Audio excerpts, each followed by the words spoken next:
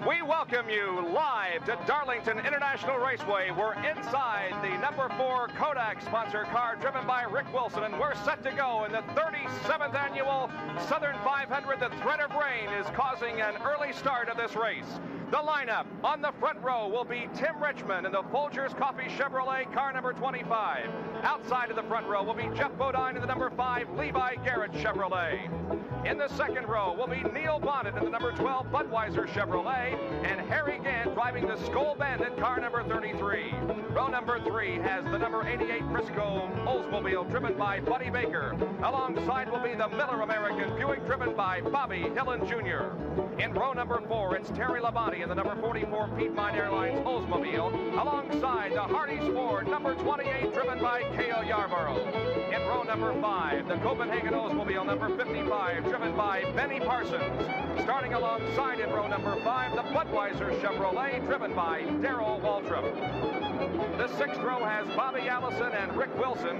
In row number 7, it's Sterling Marlin and Bill Elliott. Row number 8, Ricky Rudd and Rusty Wallace. In the 9th row, Bill Parsons in 66 and Joe Ruttman in 26. Row number 10, Richard Petty in number 43 and Morgan Shepherd in 47. In the 11th row, it's Dale Earnhardt in number 3 and Jim Sauter in 75. The 12th row, Alan Kulwicki in car 35 and Kyle Petty in number 7. The 13th row, number 71 Dave Marcus and 98 Ron Bouchard. Row number 14, Mike Waltrip in number 23 and Eddie Bierschwald in number 17. In the 15th row, it's Chet Phillip in 81 and Donnie Allison in 54. The 16th row consists of D.K. Ulrich in number 6 and Ken Schrader in 90. Row number 17, it's J.D. McDuffie and Connie Saylor. The 18th row, H.B. Bailey and Jimmy Means. Row number 19, Buddy Arrington and Jonathan Edwards. And in row number 20, Mark Stahl and James Hilton. I'm Bob Jenkins in the booth, Jack Arute in the pit area, Jerry Punch and Dick Berggren as we get set for coverage of the 37th annual Southern 500. The weather has not been kind to us all weekend here. Yesterday, we had the Grand National race, postponed because of rain. It was raining hard at our hotel this morning, but when we got to the racetrack, it had not been raining, and it looked very, very promising. However, we have had a few sprinkles reported on pit road just in the last 10 minutes. We go inside once again, the Rick Wilson car, as he prepares for a start. We have been told that they'll go at least one more lap before we get the green. And Bob, let's take a look at the other in-car camera. That'll be driven by Rusty Wallace in the Alucard special, number 27 from the Raymond Beetle stable. Now they're both mired back in the middle of this 42-car field with one lap to go before we green flag race it. Now, one thing to remember, starting back in 21st position is Dale Earnhardt. He had a problem during his qualifying attempt. They repaired the car, brought it back here at 7 o'clock the following day, but he had to qualify the second day, so he's going to have to carve his way to the front. Quick comment before the start of the race from Dick Berggren. Well, Bob, most everybody is working on a chassis setup and an engine combination that's untested. There was no practice yesterday. They had all counted on it. Even the pole sitter's got a chassis setup and an engine combination he hasn't tried. So when this green flag drops, nobody really knows what these cars are going to do when they go into the first corner. The number 92 car, driven by Jonathan Edwards, has still not started. And there is some question as to whether he will be able to join the field for the start of this event. The light on top of the pace car is out, indicating that this time around we should get the green flag and begin the Southern 500. 367 laps of racing on this 1.366-mile oval. Here comes the field off of corner number 4. And the green flag is out. The Southern 500 underway from Darlington, South Carolina. We're glad you could be with us on this Sunday afternoon.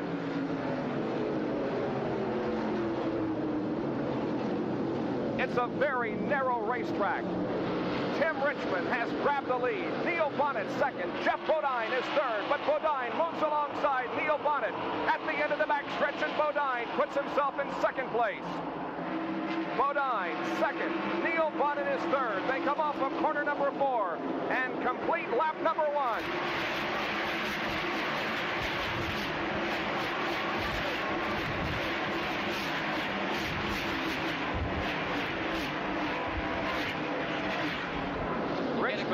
You get a good idea, Bob, of just the kind of respect that these drivers have for the Lady in Black or the Track Too Tough to Tame.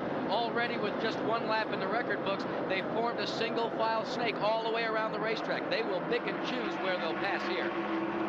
Well, there has been so much rain in the past 48 hours that all of the rubber that had been laid down in practice and qualifying is gone. So it's a green racetrack they're racing on. Combine that with the fact that Darlington is so demanding anyway on a driver, and I think we're going to see some caution taken here in the opening laps. Just drivers settling back, seeing what their car is going to do, waiting for the track to come in. Take, for instance, Tim Richmond. We alluded to the fact that they didn't have a last practice session, and Richmond's crew dropped a new engine in that car, and they are a little bit concerned because they didn't get a chance to shake it down even to just make sure that all the hose fittings were tight. But now it looks like Bodine, his teammate, is going to close up on the rear bumper. And the car that is being lapped here in the early going is Jonathan Edwards in car number 92. So the Rick Hendrick team running first and second, just like they started.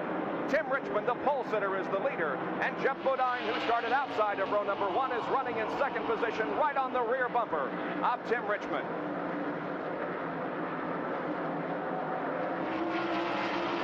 This will complete lap number 4 when they cross the stripe.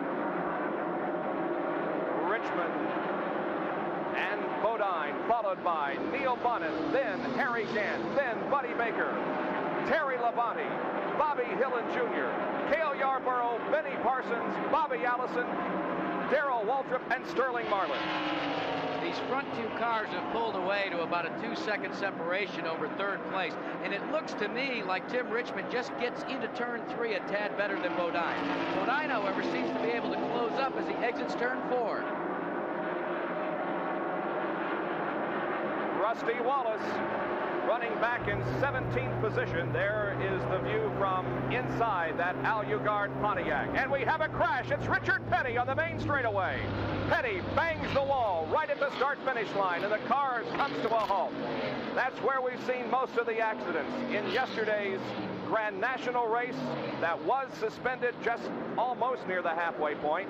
And now Richard Petty tastes the concrete here at Darlington. The car just beyond the start-finish line.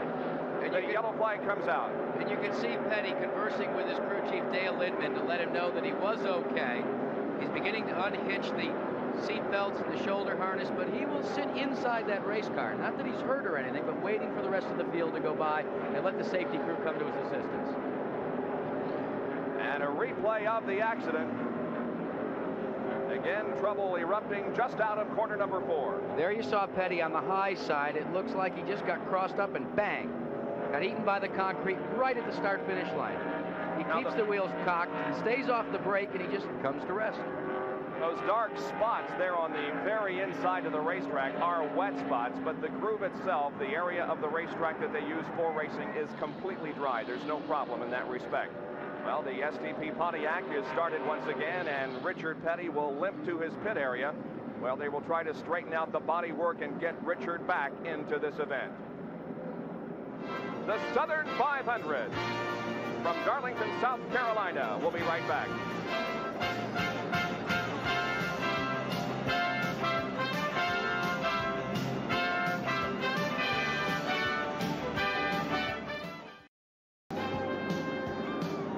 Under yellow on lap number 7 here at Darlington because of an accident on the main straightaway involving Richard Petty. The leader of the race is Tim Richmond. Jeff Bodine second. Buddy Baker is third. The number 12 car of Neil Bonnet is fourth, and Harry Gant is fifth. And those specks on the windshield, we're afraid to report to you, is rain. Bob, rain is the biggest factor here all weekend. It seems to have reared its ugly head, and it's so unusual because Labor Day here at Darlington, especially in the PD area of South Carolina, is usually filled with a lot of sunshine. Now, the guys that have a lot of work ahead of them are right there. Richard Petty's crew tried to bend away all that sheet metal, and there's a mechanic's nightmare, if there's ever been one. The STP Pontiac with damage in the front end and at the rear end of the car, but they'll work here in the next few minutes and get all the body work away from the wheels, and undoubtedly Richard Petty will be able to get back into this competition. You know, one of the things we talked about, what a difference a year makes. Last year at this race, we were looking at a historic possibility that came to full fruition at the end in Victory Lane when Bill Elliott captured the Winston Million and became the first driver in American history to ever win a $1 million bonus.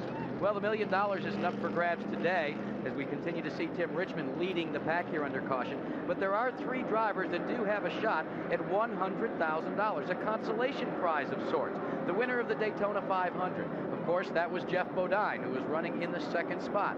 Then the winner of the Winston 500, Bobby Allison, and the winner of the World 600, of course, Dale Earnhardt. Should they be able to score a double, win here in the Southern 500, one of those 3 drivers, they'll receive a $100,000 bonus from the Winston people at R.J. Reynolds. So the field is slowed under caution. Now, Tim Richmond, the leader of the race, is way out ahead of everybody else, including Jeff Bodine, who's running 2nd. The pace car has pulled ahead of Tim Richmond on the racetrack, but I'm not real sure whether Tim just got out to a real big lead or whether Jeff Bodine is sort of holding up everybody else's proceedings. Well, Bob, what Tim Richmond is doing is actually he's taking care of business the way he's supposed to. He's right behind the pace car, the safety car. So it's really Bodine, in my estimation, that hasn't caught up with the rest of the field yet. We'll try to talk to Bobby Allison here on our in-car radio. Bobby Allison, this is Bob Jenkins up in the ESPN booth. Do you read us? Yeah, Bob, I hear you. Bobby, Richard Petty in a bit of a slide down the main straightaway into the wall here in the early going. Is the racetrack pretty green? Well, the track's a little green, but unfortunately, Bob, it began to rain lightly at the end of the back straightaway and into turn 3. And the caution period, I think, has contributed to the wetness of the track over there. While I'm right here, I need to say hi to Mac Robinson, who's recuperating from a neck injury. He's a spiritual member of our team, but we'll get back to racing now. All right, Bobby, we'll be talking with you throughout the race. Good luck to you. Yellow light still on top of the pace car. Jerry Punch, our other pit reporter for the activity here this afternoon. Here's Jerry with Richard Petty. Richard has climbed out of the STP Pontiac. Richard, first of all, are you all right? Yeah, I'm okay. What happened out there? Anytime you get close to racing with Earnhardt, you're in trouble, and I wasn't smart enough to get out of his way. Well, Richard Petty's STP Pontiac mangled. He climbs out of it, makes a short exit of today's Southern 500. We have a bit of an explanation as to what is going on the racetrack. Apparently, the drivers were given the signal that we would be going green, but there was a bit of an in-car protest from most of the drivers saying it isn't safe to go green. We're going to hold up the proceedings here and not get up to racing speed. So the rain is falling, or at least sprinkles, and causing us to remain under caution here at Darlington. So 11 laps have been completed. There are the top 5, and we'll be back with more right after this.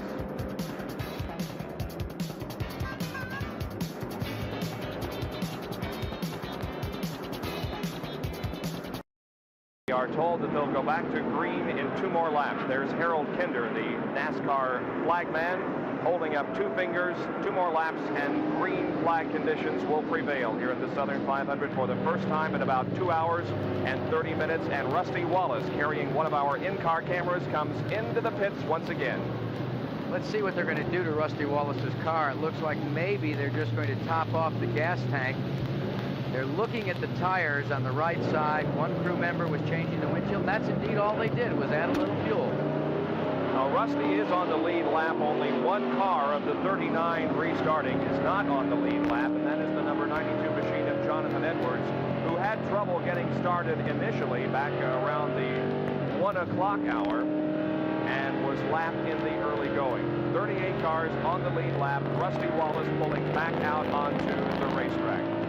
Now take a look at how Rusty Wallace tries to get back in the line. He's made a pit stop so he can't go to the front, and it's a down finger restart, so he's relegated right to shotgun on the field at the tail end. But he's caught up with the tail end of the field, and now he wants to keep the revs up and get ready. Remember, you can get a good look at just how bumpy a ride you can get in one of these stiffly suspended cars as you tour this old lady in the black.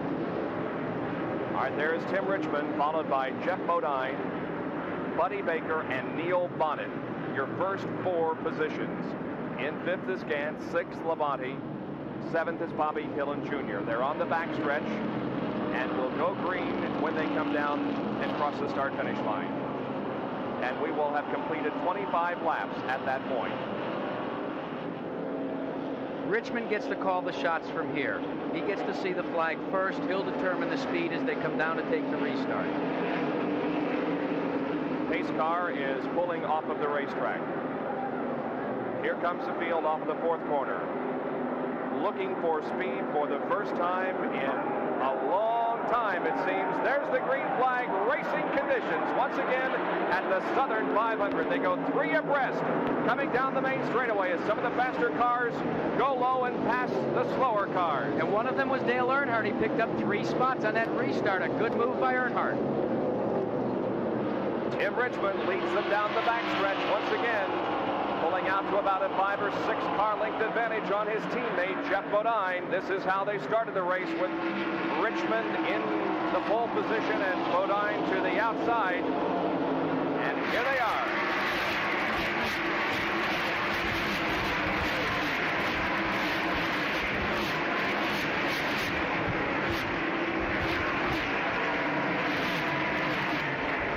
Track appears to be in good shape as the leaders are able to move up to some high speeds here. Jeff Bodine moves in on the leader. The track is in excellent shape, and you can see it. It's indicative of the way Tim Richmond and Jeff Bodine are beginning to pull away. They're running right out on the ragged edge in that real high-speed groove. Bodine looks to the inside across the stripe, but he's not going to make a move at all. It looks as if Jeff Bodine may want the lead. This is what happened on the restart. Going to the inside of Bill Elliott. He loses it just a little bit. Earnhardt gets into Elliott. Elliott gathers it back in. They come across the stripe. That's part of racing at Darlington. Nice job of driving by both Bill Elliott and Dale Earnhardt, saving their cars. It looked like they may have lost control and crashed, but both gathered it in. Now the Hendrick cars beginning to move away from the rest of the field as Buddy Baker runs in 3rd position, but he is already about a half a straightaway behind the number 5 Levi Garrett Chevrolet, driven by Jeff Bodine. Rick Wilson looking a little bit squirrely there in the 3rd turn as Morgan Shepherd is moving up nicely. He went to the inside of Joe Hutman and picked up a spot. Now Earnhardt looking once again to the inside of Rick Wilson, but has to back off. Typical sparring match. You can see the hands being sawed back and forth by Dale Earnhardt. He's really working that car, trying to look for a slight advantage to get around, because he looks in his rearview mirror and he sees Morgan Shepherd, one tough customer himself. Just some excellent pictures from that Kodak Oldsmobile. Now Earnhardt once again cannot get it done. You have got to be careful where you pick your place to pass here at Darlington Raceway. You just can't stick your nose out at, let's say, like a place like Talladega or Michigan. You've got to just pick it, stab it, and go for it. That's why, as you see in the picture here, the cars seem to come up real close, then back off. Now Earnhardt goes to the inside. He's going to try it one more time coming out of the corner. He's going to do it this time, and Morgan Shepherd comes right behind him and crash in turn 2 is Chet Phillip. Phillip hitting the wall at corner number 2 and scattering a lot of debris. Everybody scrambles to miss him. They do. Phillip's car still under power. He pulls it to the apron of the racetrack and gets headed in the right direction once again. But debris on the track will cause our first caution of the day. And one would think that all of the leaders will come into the pits during this caution, be able to top off for fuel, get some input as to what the track conditions are now, and you can see the damage that's been done to Chet Phillips' Circle Bar truck corral car. It's pretty well dinged in the front, and they're pitting on the backstretch, so he had a very short trip to his pit area. Chet was one of only 2 drivers that participated in the rookie program. Rookies are required to undergo a program, take some lessons from the more experienced drivers. Chet Phillip and Jonathan Edwards were the only 2 to participate in that. They are starting their first Darlington event here this afternoon. And Harry Gant heads into the pits at number 33. Gant locks it up, trying to find his pits there, just sliding through. There was a good indication of what Bobby Allison told us. Everybody was going to take it easy. Neil Bonnet also in, taking on right side tires. They dropped the jack. Now let's see if they're going to go for 4 tires. Yes, they do. Now you see that move? The Jackman went around, got in position, and Tim Brewer was changing that front tire, waited for the Jackman to go around him before he went and attacked that front tire. Also a couple of other cars on pit road as we watch Neil Bonnet pull out. Sterling Marlin and Joe Ruttman both on pit road with their hoods up. There is Harry Gant with his hood up. And that does not look good for Harry Gant. You don't want to go beneath the hood this early in a race. Gant had very high hopes of doing well in this race. He qualified 4th fastest, but it looks as if he has a problem with that car. We'll be right back in a moment to Darlington.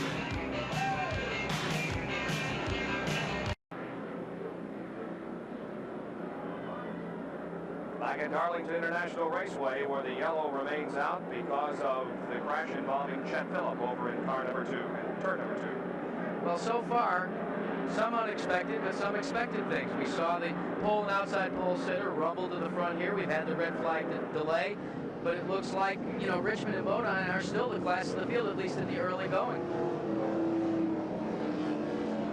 That is the indication, and also the indication is that we're going green once again this next time around. There's a good look from inside Rusty Wallace's car as they start to come up through the gearbox, anticipating that restart all the way there in turns 1 and 2. Wallace at the tail end of the pack, and he's got to be not caught asleep because he's going to try and take some positions on this restart. A couple of cars have gone behind the wall. Harry Gant and Joe Ruttman are both behind the wall because of mechanical problems, and the hood is up on the Sterling Marlin machine number 1 in the pit area. Well, that's disappointing for the Bullseye crew. You know, they finished 4th at Talladega and they had high hopes for here. Here comes Richmond, leading them down once again for a green flag restart.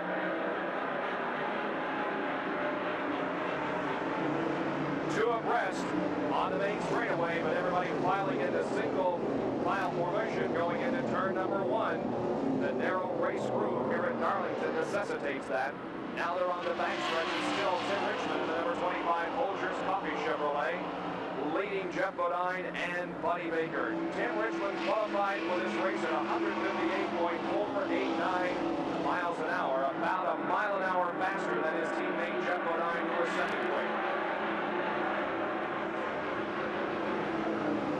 Car running very slowly on the inside of the racetrack. You got a shot of it there on the main straightaway with Mark Stahl in car number 82. Now once again, Jeff Bodine makes a bid for that lead as they go down into the backstretch and into turn number 3. He took a look and then thought better of it. And really, there's no real reason to have to go out and battle right now for the front position.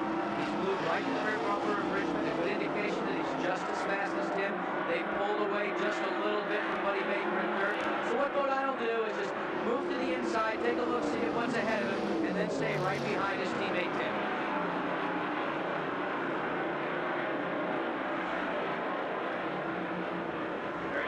How close they are, separated by just a few inches as they race down the backstretch once again. But Richmond holding on to that top spot here in the early going of the Southern 500, delayed by more than 2 hours and 15 minutes because of rain.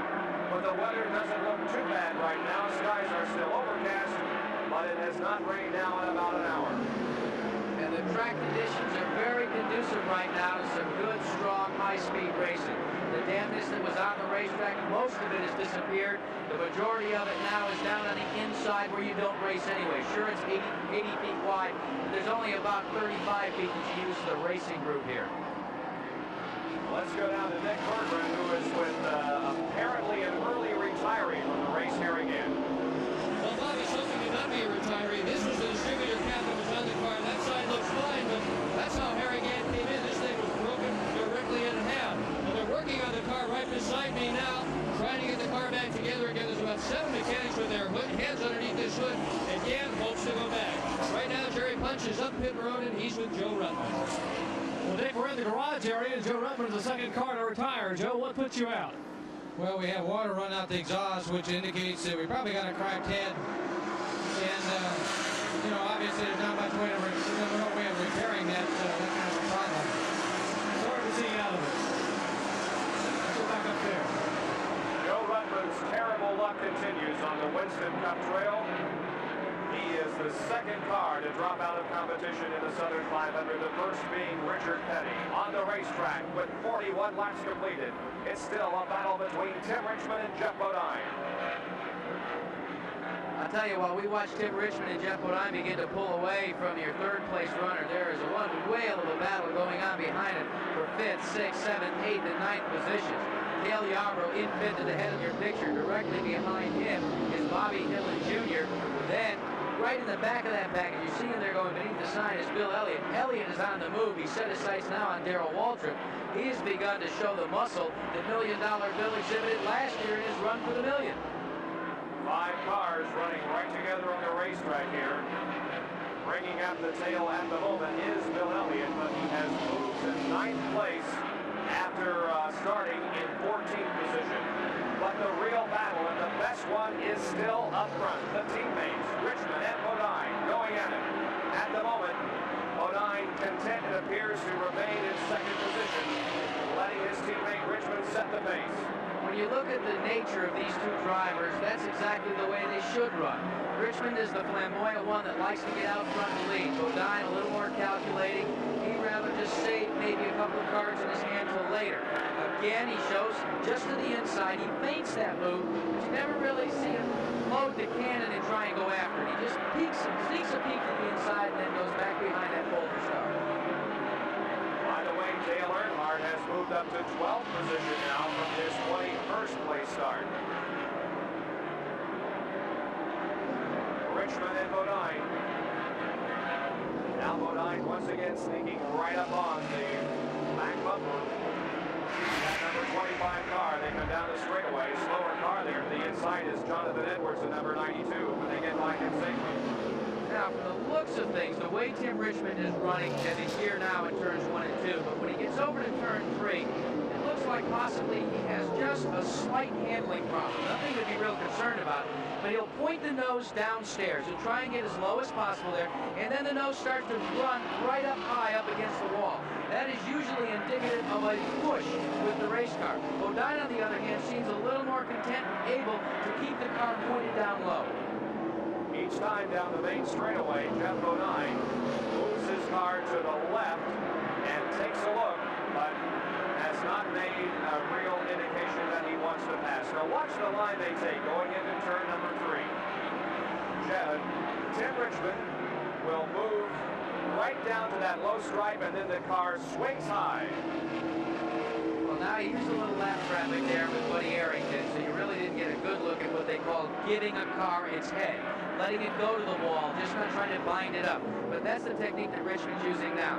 And here's the Bill Elliott, Darrell Waltrip, and Bobby Allison battle for 7th position. Allison's in 7th, Waltrip is in 8th, and Elliott is in 9th position. And downstairs in pit road with a story from the Elliott pit is Jerry Punch. We're standing with older brother Dan Elliott, and Dan, Bill's starting to make his move. The car must feel pretty good to him. There's no car to make his move. He said the car was just really comfortable, and the engine was running good, which we didn't have any practice on it after we changed after qualifying. And he said he really liked the setup, so he said it was comfortable, and we're just going to ride. There was a big question mark in that engine. He said they haven't run a single lap with a brand new engine. They were concerned about how strong the engine might be. Yeah, it's really good if you get some practice time on the engine. Didn't have any oil leaks or any problems with it. We didn't have a chance to do that, and we just had to start cold turkey. So we're pretty happy right now. Well, they're awfully confident here in the Elliott pit. Well, Elliott's awfully confident right now, Bob. He's watching a heck of a battle between Bobby Allison and Darrell Waltrip. Waltrip's downstairs. He's looking for that 7th position. And Waltrip falling in behind Bobby Allison here, choosing not to pass at the moment. Benny Parsons has fallen back now to 10th position, and there is Dale Earnhardt in 11th. So 7, 8, 9, 10, and 11 here running nose to tail on the racetrack. A couple of cars have come back out onto the racetrack as Waltrip makes a bid to the inside of Allison, but can't pick up the spot. Both Harry Gant and Chet Phillip have come back out onto the racetrack. And there is Dale Earnhardt continuing to pick him off. He goes to the inside and passes Benny Parsons in turn 4. Now compare this sparring for that 7th position between Allison and Waltrip to that we saw just moments ago between Richmond and Bodine. Bodine would feign a move to the inside. Waltrip wants the position held by Bobby Allison. Watch as he takes a look to the inside. He tries to get his corner panel up to the doorpost of Bobby Allison. That's a signal that, hey, the spot is mine. He didn't do it that time, but every other lap he's made that attempt, at least going into turn 3. There you can see 50 laps completed in our 28-58 update with the latest baseball scores. Of course, there was an IndyCar race this afternoon at Mid-Ohio Sports Car Course. We'll have delayed same-day coverage of that at 8 o'clock tonight. There was an accident late in the race, what appeared to be a very serious accident involving Jose Legarza. Larry Newber will update us on that situation in just a few moments. There, Allison held off Darrell Waltrip one more time going into 3. Waltrip tries to set him up coming out of 4. He's looking for that spot. You've got to pick your spot to make the pass. Not able to do it that time. Let's go down to Jerry Punch in the pit area once again, who's with Richard Gilson. Well, he's the car owner for Dale Earnhardt. Richard, are you concerned about how hard Dale's having to run the car early in the race? No, we're just going to lose a whole lot of track position. We want to try to get back to third order race with the leaders, but he's being careful right now. How is the track overall? Is the track drive pretty well? It seems to be pretty tight with the car? Yeah, we were a little tight. We're still a little bit tight. We're going to have to work with our tires on the next pit stop. How about fuel mileage? Everything going as you planned? Well, it's hard to tell until we pit. We didn't get a chance to run this thing in practice, so we don't know. That's the story here in the Wrangler pit. Side by side into turn 1. Door handle to door handle racing, and Darrell Waltrip picks up the spot, forcing Bobby Allison high, and here comes Bill Elliott right behind, and Dale Earnhardt is going to try to follow also before they get to turn 3. He can't get the job done, though, as the door is slammed by Bobby Allison. Now Earnhardt to the inside of Allison, and he picks up the spot. That's how quick you can go from 7th to 10th here in Darlington. A good move by Waltrip. Benefiting from it was Elliott and Earnhardt. They did their homework as well. So now in 7th position is Darrell Waltrip, 8th is Allison, 9th is Earnhardt, and 10th, Bobby Allison. Benny Parsons running right behind Allison.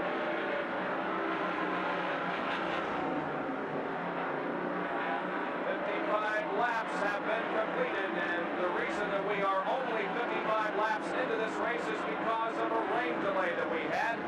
It started to rain just after the cars began this 367th lap event. It rained hard. They red flagged it, but we went back to racing, and now we are proceeding. We have a car smoking very badly and a crash to the inside. There is the top of the car. We still can't get an indication of who it is, but the car did slide off of the racetrack and probably came into contact with that wall separating the track from the pit area. That's how quick things can change here. Just that quickly coming hurtling out of turn 2. It looks like it would be Eddie Bierschwale's car, number 17, and that is a tough break for Bierschwale. But look at the windshield. It's popped right out of its position. And they race back to the line. Here's the yellow flag displayed. Tim Richmond will maintain the lead, and a couple of cars trying to get their laps back there, but did not. That was the number 64 machine driven by Connie Saylor, who tried to get ahead of Richmond, but was unable to do so before the cars crossed the line. Now, if the leaders should pit, let's watch and see what type of adjustments they make on their cars. We talked about the fact that from our perspective, it looked as if maybe Richmond was a tad tight going into this race. Let's see if one of his crew members, if he does bring the car into pit road, and he will, let's see if they make any sort of chassis adjustment. Look for either the front tire changer to go beneath before he pulls the wheel and puts the other one on to make an adjustment, or going in the back of the area, diving into the inside, the cockpit, to make an adjustment on what they call the 4 stacking bolts. Let's go down to our pit reporters who are going to be able to call these pit stops by the leaders. Jim Richmond brings the folders Chevrolet down to the leader, and Harry Hyde and the crew will go to work under caution. They should change 4 tires. They're cleaning the windshield with that big sponge to give Richmond something cold to drink. They have the car on the jacks on the right side.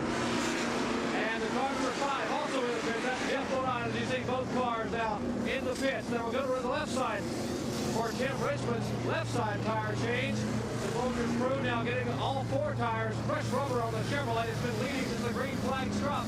They have the car down off the Jackson. Pretty good pit stop, about 28.5 seconds for Tim Richmond. And a great credit to all these drivers because that pit road is still very slick. In fact, there are still puddles, but everybody came in and didn't have a single problem. And also, you notice that they didn't make any adjustments on the car. So the way they've solved their slight problem with what we call tire stagger. They've changed it just a little bit, and hopefully that'll make the car run that much better. Richmond back out on the racetrack. Benny Parsons was the leader, but now he will come in and relinquish the lead. And so the standings are changing here as we're having our first series of pit stops in the Southern 500. 59 laps have been completed. 367 will make up this race. There was some damage showing there on the Benny Parsons car. Obviously, he's had contact with someone out there. From inside the Kodak machine, driven by Rick Wilson, we'll take this break and be back with more of the Southern 500.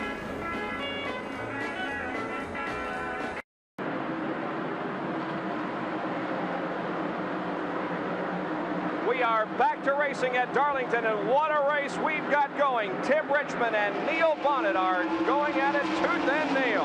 As a matter of fact, Bonnet...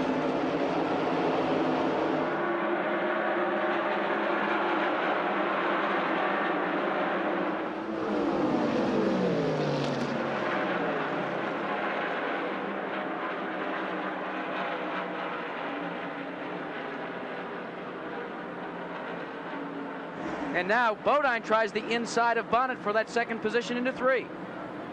Some great racing going on here now. Earnhardt looks to the inside of Bodine, trying to take away that 3rd spot, and he does. Dale Earnhardt moves to 3rd. Now Jeff Bodine has Terry Labonte to contend with. Labonte in that number 44 Piedmont Oldsmobile moving to the inside to crash on the main straightaway. Mike Waltrip and Phil Parsons are involved, and there may be others. Oh! Rick Wilson just missed, and so did Benny Parsons. Boy, that was close. Boy, closer than anybody would ever want to admit to. We talked about this track being 80 feet wide as we look at Phil Parsons get back into the gearbox and pull away from the scene of the altercation, as they would say. But once things start to break loose here out of the racing groove, everybody darts and dives, but you just don't have a lot of room. Now there's another car that was involved, Jim Sauter, pitting on the backstretch. He shows cosmetic damage to the outside, and Parsons is making his way around for service with his crew. Boy, it was just inches that this car and this man right here, Rick Wilson, missed Phil Parsons, who was in the middle of the straightaway. Let's take a look at it again. It happened coming off of corner number 4, Parsons and Waltrip sideways here. Now, the racetrack is blocked, the groove. Look at all the cars going to the inside, up against the retaining barrier. That yellow car that was too close. Rick Wilson just threaded the needle, just a slight twitch of the wheel, and he got by. And Benny Parsons also went right through the middle of everything and avoided it. And here is how it looked from Rusty Wallace's car as he scrambled to avoid. Now, try and imagine you're going to get through all this. Thread the needle at still about 100 miles an hour. You go by Phil Parsons, you take a look real quick as to what's happening, you try to gather it back in, and you just go, phew. He missed it, and so did Rick Wilson. But now the track is littered with debris, and the track crew will have to come out and pick up the pieces of sheet metal and fiberglass that were torn from those race cars. We're under yellow once again with 67 laps completed. And boy, the way Tim Richmond was battling with Neil Bonnet there, Bob, one would have thought that maybe it was for the last 5 or 6 laps. Bonnet, as we said, had some real quick pit work, and he got out towards the head of the field. He took that lead on the drop of the green flag, and Tim Richmond just said, I'm going to have none of that, and just grabbed it right back away from Bonnet. A couple of cars in the pit area. Bobby Allison has come in for a pit stop. Rick Wilson also stops, and now here comes Phil Parsons in. There's a look as they've completed the service on the Kodak car. Now, he made it through all right, but you can see the tape that was on the windshield there. He's got a cracked windshield. He had that before the accident, of course. We understand that Jim Sauter may have had contact with the wall up in turn number 4 to cause that accident here on the main straightaway. We'll be right back.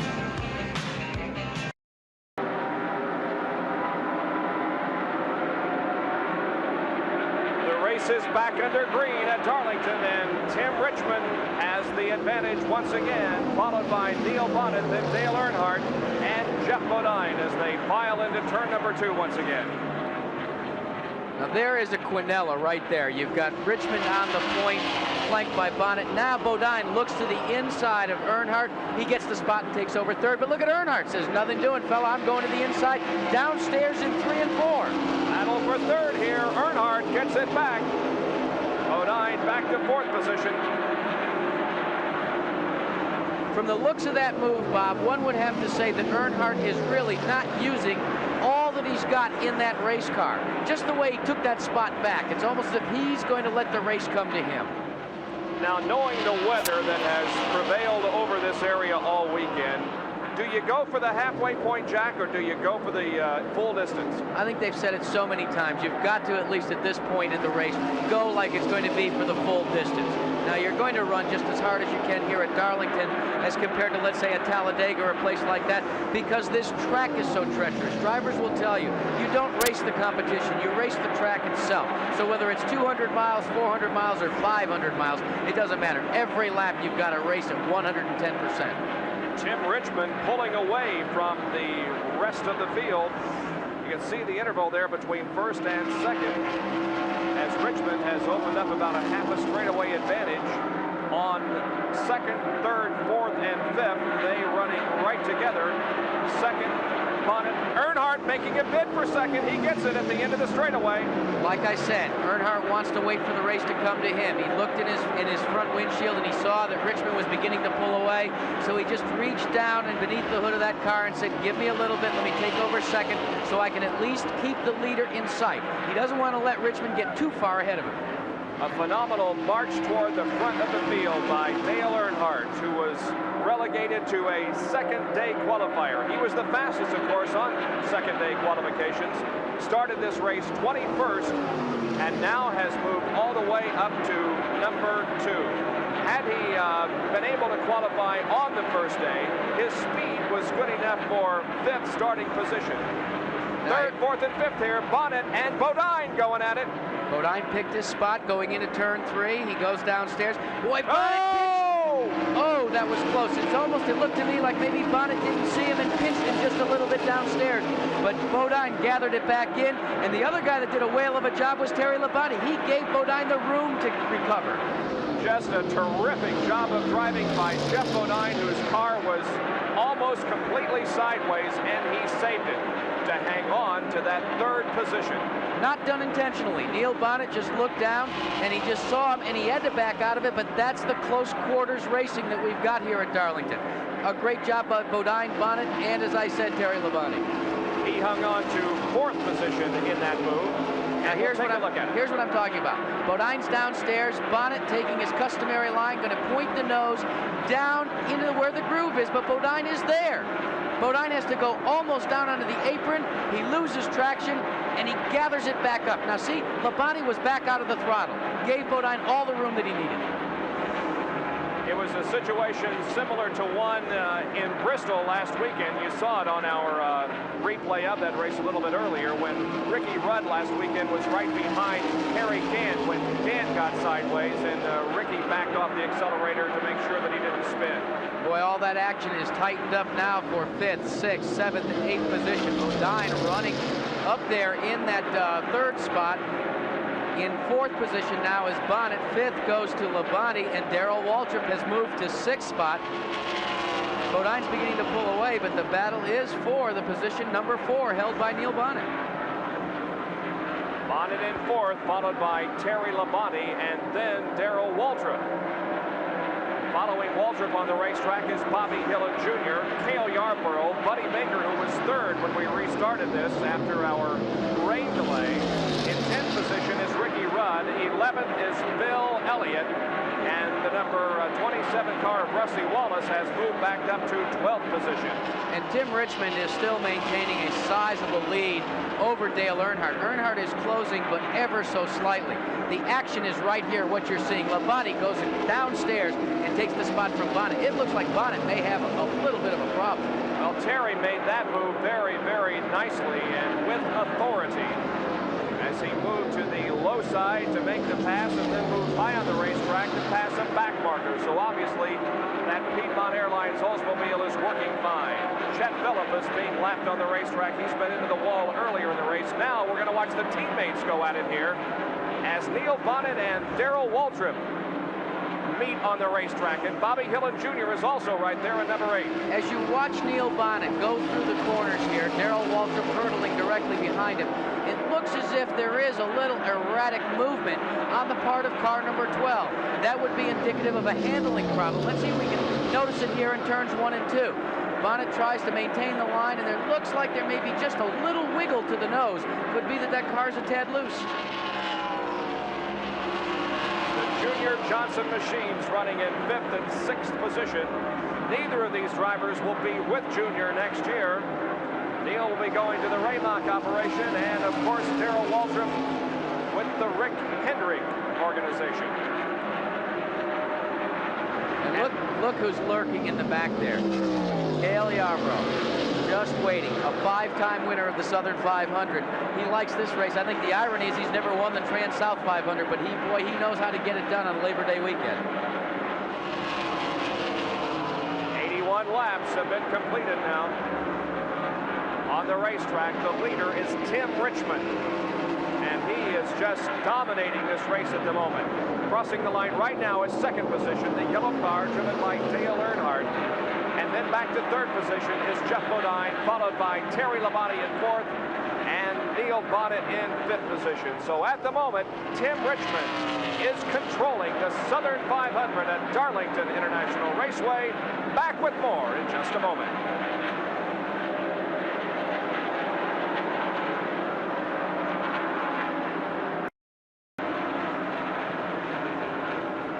We are back at the Southern 500. Tim Richmond, Dale Earnhardt, and Jeff Bodine are your top 3 with 85 laps completed. There's the leader, Tim Richmond, and he has about a 3-second lead now on 2nd place, Dale Earnhardt. Richmond is being very cautious as he works the race traffic because he knows there's plenty of it, and he knows that while he negotiates it, so does Dale Earnhardt. So he's not really going to lose much of his leading advantage, and he can afford, at least at this point in time, to be extra cautious. Well, the good news is that Tim Richmond is leading and everything is going well with 87 laps completed. The bad news is it's raining and we have a car in the wall. That's number 70, J.D. McDuffie. Just a slight bump. He just kissed it. The Winkle Pontiac goes down onto the infield apron. It looks like he might have missed his pit there on the back straightaway. But so far, no yellow has been displayed because he's out of harm's way. He's out of harm's way. The car is still moving, at least at the moment, although it is now coming to a halt. But he's well off the racetrack and out of everybody's way, so we could very easily not have a yellow flag. Now it is displayed. The yellow comes out, and it'll be a race back to the line. As we were saying just before JD did kiss the wall, as we watched the battle back to the line, here comes Tim Richmond. He crosses the line. Dale Earnhardt about to right now. It is raining once again over Darlington International Raceway. Not a heavy rain, but drops are beginning to show in the puddles once again, and drops are beginning to show on the windshield of Rick Wilson in the Kodak car. Now remember what Tim Richmond told you, though. That raindrops, now while that may obscure your visibility, because of the heat that's been built up on the racetrack, until it rains a little heavier, the racetrack is fine. It's been dried in fine fashion, and with all the heat from the tires and these cars, it dissipates as quick as it hits the pavement. Unfortunately, it doesn't do the same on the windshield. We anticipate some more pit stops in just a moment as the field will come around. Here comes Tim Richmond. Here comes Dale Earnhardt, Jeff Bodine, and others into the pit area. Let's go down to Dick Berggren. And the pits are going to be a very busy place for sure. All of the leaders are into the pit area right now. This will almost certainly be a 4-tire change for everyone. Richmond is gesturing wildly inside the car to his crew. He's obviously upset about something. It is raining down here on pit road. In fact, it's raining more by far than we'd like to see at this particular juncture. If it keeps up this hard, we may eventually have a problem on the speedway. 4 tire changes going on up and down pit road. Everybody taking on a full load of fuel. And the first car out is the 47. That's Morgan Shepherd. There goes Cale Yarborough. There goes Richmond. Oh, Earnhardt and Richmond almost collide on pit road. Earnhardt, however, gets out in front of Tim Richmond. That was close, but Earnhardt won the battle. Bill Elliott has a problem, and Terry Labonte's car also with a problem down here right in front of us. It looks like the car fell off the jack, or the wheel fell off after they had fixed it, because Labonte had begun to pull away from his pitch, and the car, just the whole left side, the left front, just fell down to the ground. So most everybody moving out of the pit area now. Now they have Labonte's car down off the jack and moving. Bill Elliott also is back out onto the racetrack. So we are under our 5th caution period in 90 laps of the Southern 500. Back in a moment.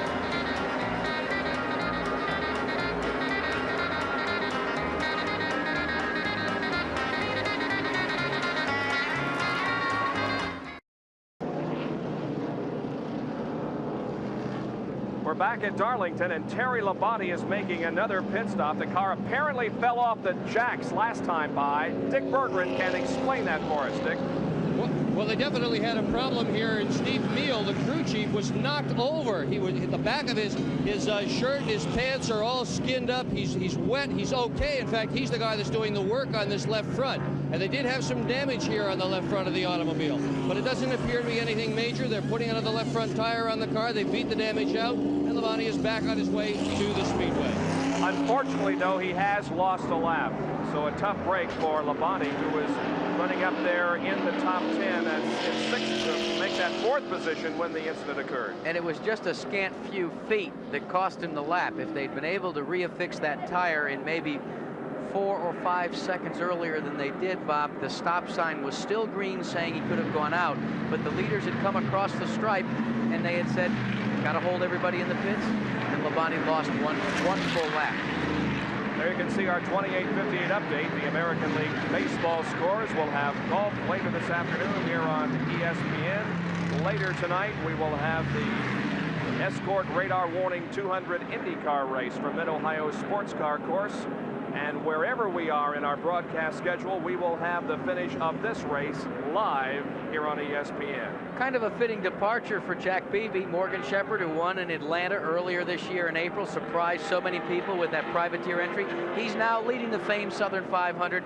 Boy, Beebe would like nothing better than to go out as a car owner winning the oldest race in NASCAR. Second on the serial score is Jeff Bodine, then Cale Yarborough now 3rd, Dale Earnhardt is 4th, Tim Richmond back to 5th. 6th position is Bobby Hillin Jr., 7th is Neil Bonnet, 8th Darrell Waltrip, 9th Ricky Rudd, 10th is Buddy Baker, 11th Bill Elliott, 12th is Rick Wilson, in 13th position Dave Marcus, 14th is Benny Parsons, 15th Bobby Allison, 16th is the number 7 car of Kyle Petty. Then we have Ron Bouchard, followed by Morgan Shepherd and Rusty Wallace. Well, they've been given the signal. One lap and we'll be back to green flag racing. And Shepherd will really have his hands full, Bob, because directly behind him is Bodine, then Yarborough, and then Dale Earnhardt. And Earnhardt has really turned the heat up. But as I said before, I don't think sufficiently that he's wasting his race car in any way. By the way, that is Jim Sauter that is running in 18th position. Morgan Shepherd is the leader of the race, and he'll bring him to the green flag as we restart the Southern 500. There is the shot from Rusty Wallace's car as he moves that Pontiac down the backstretch. They are getting into the 2 abreast restart formation. Rusty is suffering with a shock absorber problem. That's what's keeping him off the very fast pace, although he is still on the lead lap and is still running in the 19th position. Here they come down for the restart. The green out once again, and 4 abreast this time down the straightaway. And the jockeying for positions on the inside is mostly lap traffic. They're looking for a spot because they're racing with those guys, even though they may be 2-3 laps down to the leaders. But up front, the battle is enjoined. Bodine goes downstairs down the backstretch. Jeff Bodine going to the inside of Morgan Shepherd and taking over the lead. Cale Yarborough is there in the white and orange number 28 car in third position. Boy, don't you think Cale Yarborough's got mixed emotions right now? That number 47 car, he's about to purchase it. So he's going to be extra careful when he goes around that one, because soon it's going to be his piece of machinery. Cale is tucked right on the back bumper of that Morgan Shepherd machine, the number 47 car owned now by Jack Beebe. But it'll soon become the Cale Yarborough racing operation. Cale, a 5-time winner of the Southern 500 and a 5-time winner here at Darlington. First race that Cale Yarborough ever saw was at the knee of his dad, and it was the famed Southern 500. And Cale said, from that day forward, I knew I wanted to be a race car driver. He was thrown out of the Southern 500 about 4 different times because he tried to race underage all in one day. His first race here at Darlington was back in 1957. Now we go back and pick up on this battle involving Tim Richmond, Dale Earnhardt, and Neil Bonnet. Richmond's in 4th, in 5th is Earnhardt, Bonnet is in 6th, and they're beginning to duke it out here as they go into turn 3. Earnhardt looks at Tim Richmond's rear deck lid, stays glued right there, and look at how quick Bonnet can close up the advantage. But he seems to be lacking just a little something, not enough to stay just as tight as Earnhardt does to Richmond. Running in this group of cars behind Neil Bonnet and Bobby Hillin is Darrell Waltrip. Now, we showed you part of the Busch 500 from Bristol International Speedway while we were in our rain delay. For those of you who do not know, Darrell Waltrip did go on to win that race at Bristol, followed by Terry Labonte, Jeff Bodine, Dale Earnhardt, and Harry Gant. Those were the first 5 finishers of the Busch 500 last Saturday night at Bristol International Raceway. And Dale Earnhardt knows that Darrell Waltrip scored that victory. Earnhardt is in the head of the points list, and he is being followed by Darrell Waltrip. Waltrip's done it before in 81, 82, and in 1985. He scored a Winston Cup championship after being down as many as 200 points going into this race. So Earnhardt, he feels the heat. He hears the footsteps from one Darrell Waltrip. Waltrip is only 121 points behind Dale Earnhardt as we enter this 21st race of the 1986 Winston Cup season. It's going down to the final race undoubtedly again for the Winston Cup title. Let's go to Jerry Punch. Well, Piedmont Airline Oldsmobile was in the pits, and Terry Labonte continues to have problems. In the last pit stop, they did not get all the lug nuts on the tires, and you heard Dick Bergen talk about the problem they had. They also tagged one of their crew members, Steve Neal. He's kneeling down before that left front tire, trying to work on the car. Now they have another problem. They have lost the brakes. Apparently, when they dropped the car off the jack, they must have cut a brake line in the car. They have no brakes on it to get the car slowed. They're going to try to make some repairs and get him back out, but it could be a long afternoon for the Piedmont crew and Terry Labonte. Tough break for Terry Labonte. Labonte will be moving over to Darrell Waltrip Jr. Johnson prepared entry next year, but he wanted to win for Billy Hagan, and now the lessee of the team, Wayne King, who's taken over the day-to-day operation, and Steve Neal, one of the best crew chiefs in the business. Boy, he was lucky that he didn't get injured when that car fell off the jack, Bob. Still up on the jacks right now. They're conversing with Terry. And now the car is down, and Terry Labonte moves away from the pit area and rejoins the race. Terry was the winner earlier this year at Rockingham and has had about 3 second-place finishes. He just can't get the car to run. I thought he was going to pull behind the wall there for a moment. Indeed, that's what he wanted to do, is he wanted to go behind the wall, but the wall was blocked by the pace car. So what they're going to do is he's going to take one quick circuit around. Steve Neal and the crew got set out back behind the wall, and they're going to make major repairs to the brakes. There you can see Terry was the winner of the 1980 Southern 500. Labonte, the Corpus Christi, Texas driver, now living in Archdale, North Carolina, may be pulling behind the wall. The car on the move is Rusty Wallace, number 27. Now remember, we've got a report that Rusty Wallace is having some sort of a shock absorber problem. And you can see it in this in-car. See the bounce? See, that's not the way it should be. This track is not that bumpy. The car is not traveling properly on its shocks. So the race setup has just gone totally out the window. And what Rusty Wallace is faced with is wrestling a grizzly bear for the next 500 miles. It's amazing that he's been able to put himself in the 19th position with the...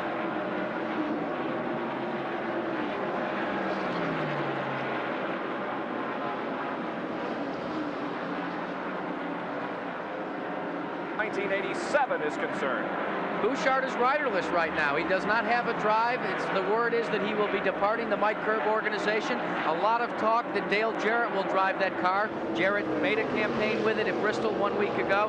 Where Bouchard goes, no one knows right now. And Jeff Bodine has just opened up a tremendous lead on the rest of the field. He passed Morgan Shepherd when the green came out on the most recent restart, and now has almost a 4-second lead on Shepherd, who continues to run in second position. Tim Richmond is third, then Earnhardt, then Neil Bonnet, Cale Yarborough, and Bobby Dillon Jr. There's Bodine crossing the stripe and completing 106 laps. The halfway point is 184. If they run 185 laps, and if we should have, heaven forbid, another rain shower, they could stop the race and it would be declared an official race. But we're hopeful that we can get the entire 367 laps in, complete this Southern 500. Remember one thing, there's only about 142 miles completed in this 500-mile contest, and right now the key, the battle plan for all these drivers is not to go a lap down. There's no need to really use up your equipment, and from the looks of things and looking at Bodine as he works his race car, as we've seen Tim Richmond, Dale Earnhardt, all of them are driving a very heady race. None of them are pressing at 150%. They're not getting everything out of the car. But Jerry Punch right now is with someone from Terry Labonte's crew. With Steve Meal, the crew chief, and Steve, you've had a ration of problems, but what really is the problem with the car? Well, we messed up a pit stop, and the car got let off the jack with the left front wheel nut on it, and Terry come back in and we fixed it, but I told him it may have hurt a brake caliper, so when he went out, he had a vibration. He thought he busted a brake rotor or might have broke a caliper or something. Actually, he had equalized the left rear tire, so we fixed that, and the car's all right, but we're a bunch of laps down. You got hit by the car when it dropped off the jack. Are you okay? Yeah, I'll be all right. That's Steve Meal here in the Piedmont pit. Jeff Bodine continues to lead. You know, you can come to a racetrack and lay miles and miles of cable and get everything just right, but when it rains, it really causes some headaches for us. Perhaps you're not getting the best video or audio on this Sunday evening now in your respective hometowns while you're watching the race. We apologize. It's simply the fact that a tremendous amount of water has fallen here and has gotten into our cables and is really messing things up. The battle is for second position, Morgan Shepherd and Tim Richmond. And it's become a dandy one. Shepherd holds the spot as they go to turn 3, but Richmond began to make a move on him there in turns 1 and 2. Now Richmond goes down, takes a look, backs up back into the group. Now he's trying to get a run on Morgan Shepherd as they hurtle down across the start-finish line. Won't do it, though. This is more than a 2-car race. It's a 4-car battle for position. Shepherd, Richmond right behind Dale Earnhardt, and then Neil Bonnet. And Richmond's car a little bit sideways there in the second turn. We even saw some tire smoke come off of it, but Tim handled it nicely. He did drop back, though, about a car length, and now is being challenged by Dale Earnhardt as they are at the end of the backstretch.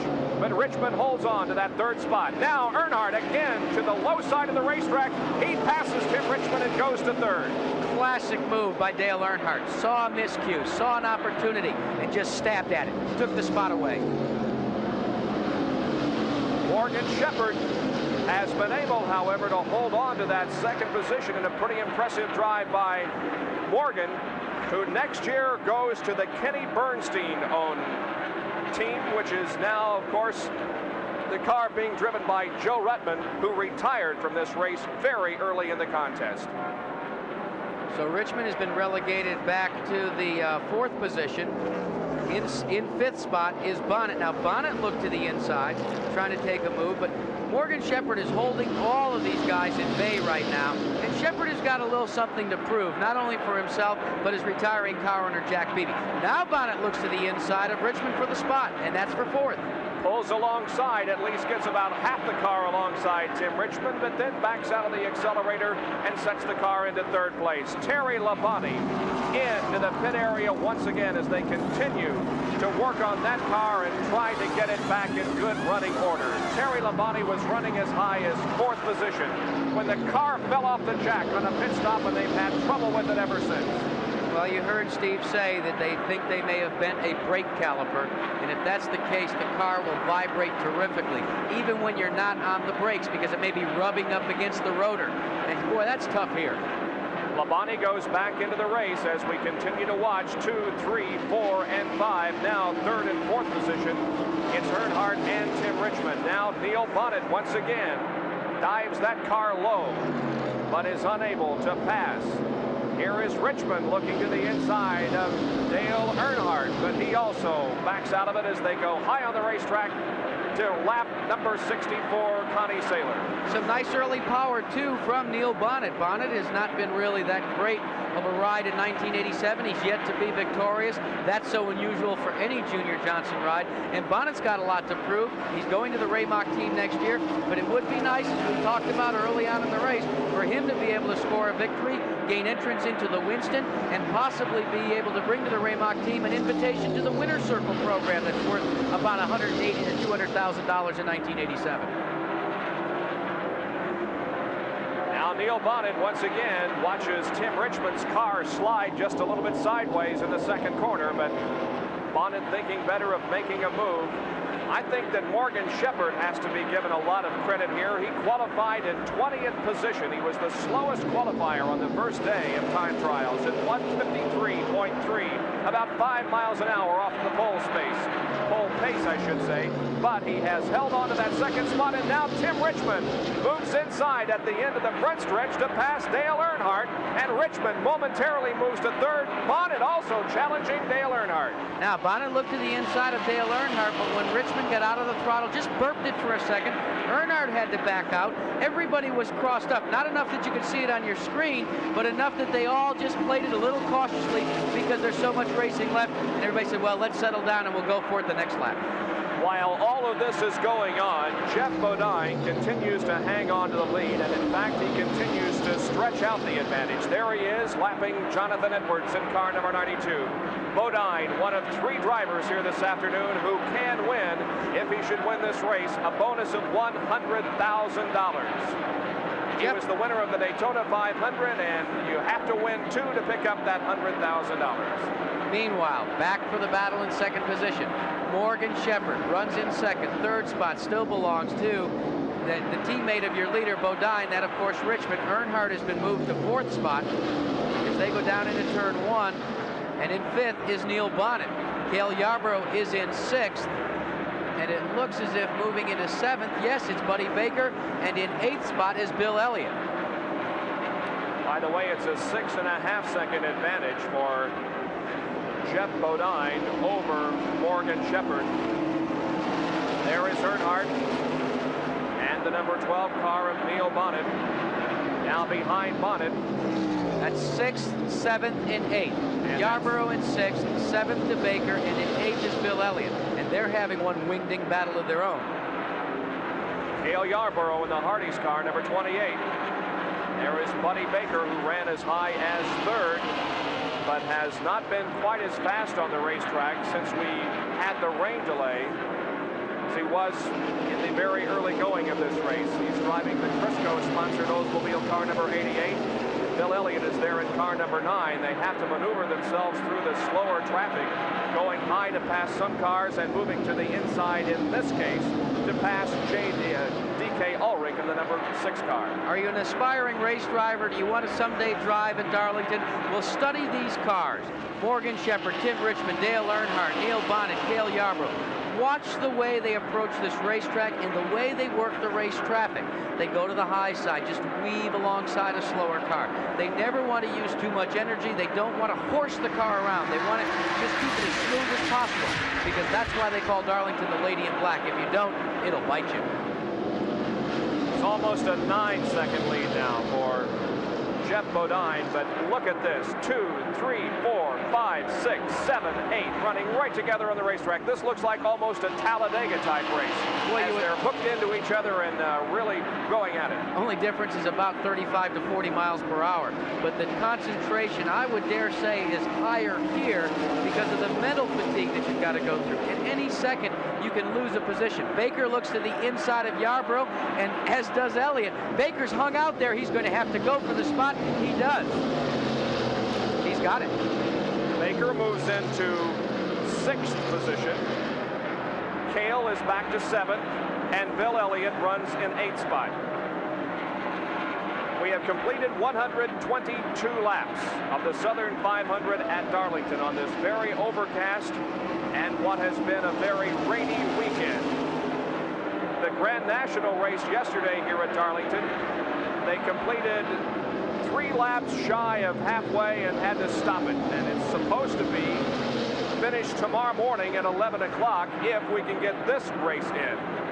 Terry Labonte comes back into the pits as we watch Earnhardt and Bonnet on the racetrack. Now Elliott and Cale Yarborough are into a tussle as Bill Elliott moves to the inside in the backstretch, and Bill Elliott moves to 7th, relegating Cale back to 8th. Again, a little jostling for positions. They're just trying to check things out. It's still a long way to go in the race, and you can be sure that the crews are keeping each of these drivers appraised as to what the weather conditions are, too. Not only on the track, but what the skies look like. In answer to your question earlier, right now they're racing like this is going to go 500 miles.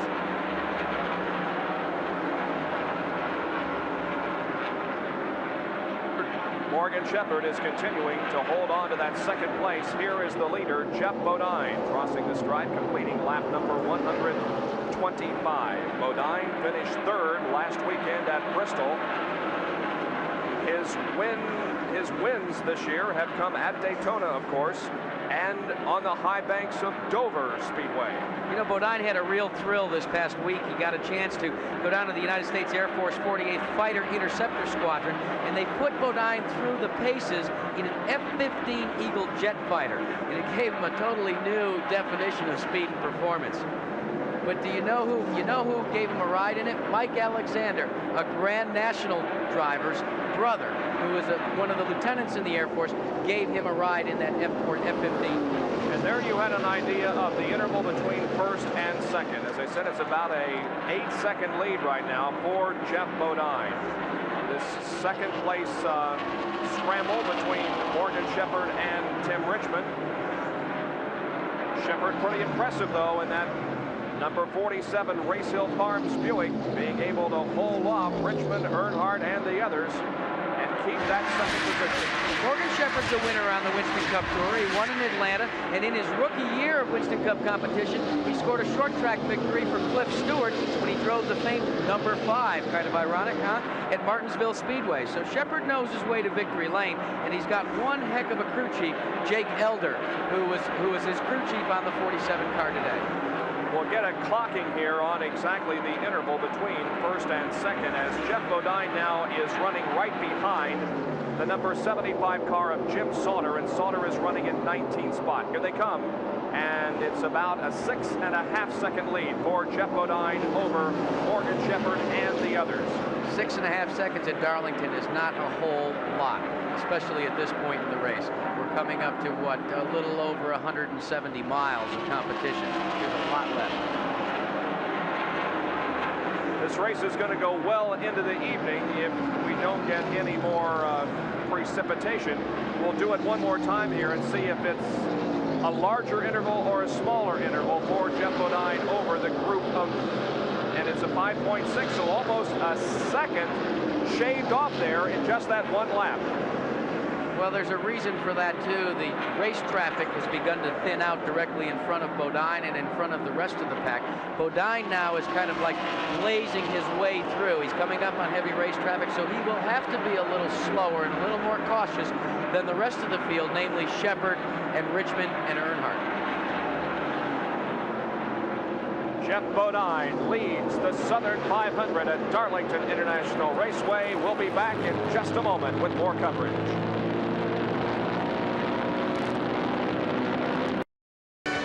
We're glad you could join us on this Sunday afternoon at Darlington International Raceway for the Southern 500. It's being led right now by Jeff Bodine. The story has been weather here all weekend. We had a 2-hour and 13-minute rain delay. With Jeff Bodine leading, the real battle is for second position. It involves several cars, including Morgan Shepherd, Tim Richmond, Dale Earnhardt, and others as they come down the straightaway and jockey for position. And a pass was made for 5th spot. Moving into 5th position was $1 Million Bill. Bill Elliott is moving now. He's moved up to 5th, and he's beginning to challenge Dale Earnhardt for the 4th spot. Working the race traffic, going by Eddie Bierschwale. Elliott just didn't have enough time. There is Bill Elliott and Dale Earnhardt running right together on the racetrack, and Neil Bonnet is also in this battle. Let's go down to Dick Berggren for a report from the pit area. Well, it may appear as if everything is just fine with Jeff Bodine's car, but the crew beside me here has been busily preparing the tires for the next pit stop. Crew chief Gary Nelson says the car, sure, it's pretty good, but it can be a little bit better. The car's a little bit loose, so they're going to change the rear tire stagger. They're going to change the handling on the car. About that much, said Nelson, on the next pit stop. Bodine can get faster yet. Well, Jeff Bodine is having no problems at the moment keeping that lead, but look at this. It is still a tremendous race involving Bonnet, Earnhardt, and Bill Elliott. And that is the battle for the 4th spot. Elliott has taken over 4th, relegating Earnhardt back to 5th, and actually, Bonnet is in the 6th position. And look who's beginning to show in the picture as well, the 88 Crisco car of Buddy Baker. He's in the 7th position. Oh, Bonnet almost sideways there. We've seen that, though, before, and each time Neil has been able to maintain control of that car. He moves alongside Earnhardt. At the end of the straightaway, he picks up the position. What a way to capitalize on misfortune and turn it around 180 degrees and make it good fortune. That's what Neil Bonnet did, and he gained a spot in the process. There is Cale Yarborough, who's running behind Buddy Baker and Earnhardt and Bonnet. Now Earnhardt looking to the inside of Bonnet. Oh, the cars, it appeared they touched. They banged. There's no question about it. They really put the chrome horn to each other. This is reminiscent more of the Bristol short track last weekend than the super speedway at Darlington. There's been a lot of body contact out there on the racetrack. Now, let's take a look at it. Watch this. Out of the throttle just a little bit. Earnhardt looks to the inside. Boom. A little bit of a drop kick. Intentional? Probably not. Just part of the racing action here. And look at Baker. Baker just had to gather it all in because he drove right up on them. It is still Jeff Bodine controlling this race and Morgan Shepherd in second. There is Bodine as he continues to just run flawlessly around this 1.3-mile racetrack. With 140 laps completed, will be at the halfway point in 44 more laps. But what was going on with Gary Nelson and the Levi Garrett crew on pit road that Dick Berggren reported is indicative of their feelings about how the race is going. They're not satisfied with the way the car is. They feel that there's plenty of racing left, and boy, especially at Darlington, the setup can go away in a heartbeat. They want to be prepared to make the adjustments on the next pit stop. Now, for Jake Elder and the crew in the second place machine of Morgan Shepherd, they've got to sit down and look in their playbook and say, how can we gain the advantage? But they also have to figure out what's going to happen to the racetrack. They can't try and make an advantage now for the situation. They've got to anticipate what it's going to be like maybe 30 or 40 laps from now and try and give that setup to Morgan Shepherd on the next pit stop. Tim Richmond sneaking up on Morgan Shepherd, and it appeared as if he was going to make a run for that second spot. Now he pulls alongside once again, but drops back in line as Bill Elliott is beginning to catch now Tim Richmond for third. Kind of looks like these guys are catching their Southern 500 stride, so to speak. They're beginning to bounce around a little bit, try each other out just a little bit more.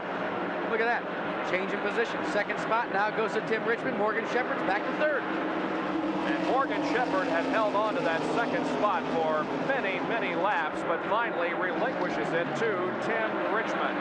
The lead, by the way, for Jeff Bodine has moved up to 7.8 seconds. While these guys have been battling for that second spot, Bodine has just continued to motor away. Now it appears as if Bill Elliott may be ready to make a move on Morgan Shepherd for that third position. Bill begins to close in on the Race Hill Farms Buick and assess his chances of making the pass here. Remember, Dan Elliott told us on pit road that the car was comfortable. Nobody wants to hear that about an Elliott car. If Bill says that it's comfortable, he's going to be awesome all afternoon.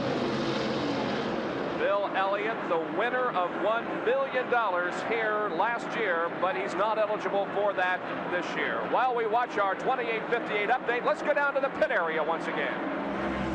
Well, if you've ever driven a car down the highway and sort of heard a thump, thump, thump and felt a little bump, bump and wondered what it was and felt a little anxious and a little nervous, imagine what it would be like to do it at 150 miles an hour. This is the left front wheel that they just took off Terry Labonte's car, and you can see marks on that left front wheel. Those marks were caused by the brake caliper actually contacting the wheel. That's what Labonte felt. Imagine feeling a thump that you couldn't identify. You'd had several good mechanics look at it 3 or 4 times. They couldn't find it, and you're out there at 150 miles an hour, not sure where all this noise is coming from. Boy, I'll tell you, it must have been quite a ride for Labonte. Problem's fixed now, though.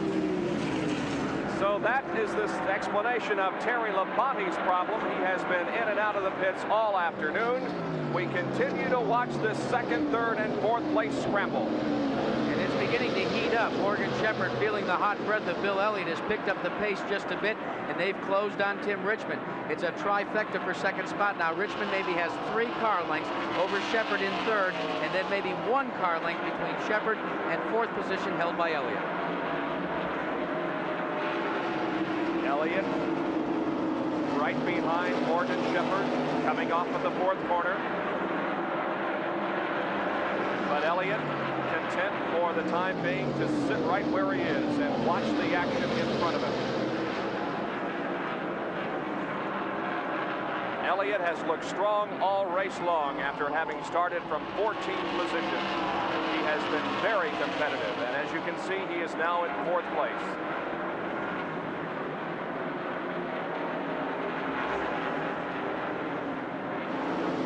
148 laps completed. Elliott again charging up on the rear bumper of that car. Now moving to the inside. They go 3 wide down the straightaway here. But Elliott still cannot pick up the position. They move to the inside and outside of Rusty Wallace to pass him. And Rusty's shock absorber problems are continuing for him in that Aluguard car. He was another very optimistic race driver coming into this event, but things can go wrong, and it's been a simple matter of a shock absorber that has made Rusty Wallace uncompetitive this afternoon. There's Tim Richmond behind the in-car camera. Richmond, who is being posted in the second position. So that means that Wilson is one of the lapped cars that Richmond has to successfully negotiate his way around. And let's see what position he takes. Boy, you can see just how loose Richmond's car was. Now, whether that was loose or tight, you can't tell from that position, but he gets by. Wilson moving to the inside of the racetrack to allow this group of cars to pass second, third, and fourth position. Now D.K. Ulrich also moving low on the racetrack to allow the faster cars to pass. Rick Wilson in car number 4. There he is, running in 14th position. He is a lap down to the leaders, but still out there and moving at pretty good speed in that Oldsmobile.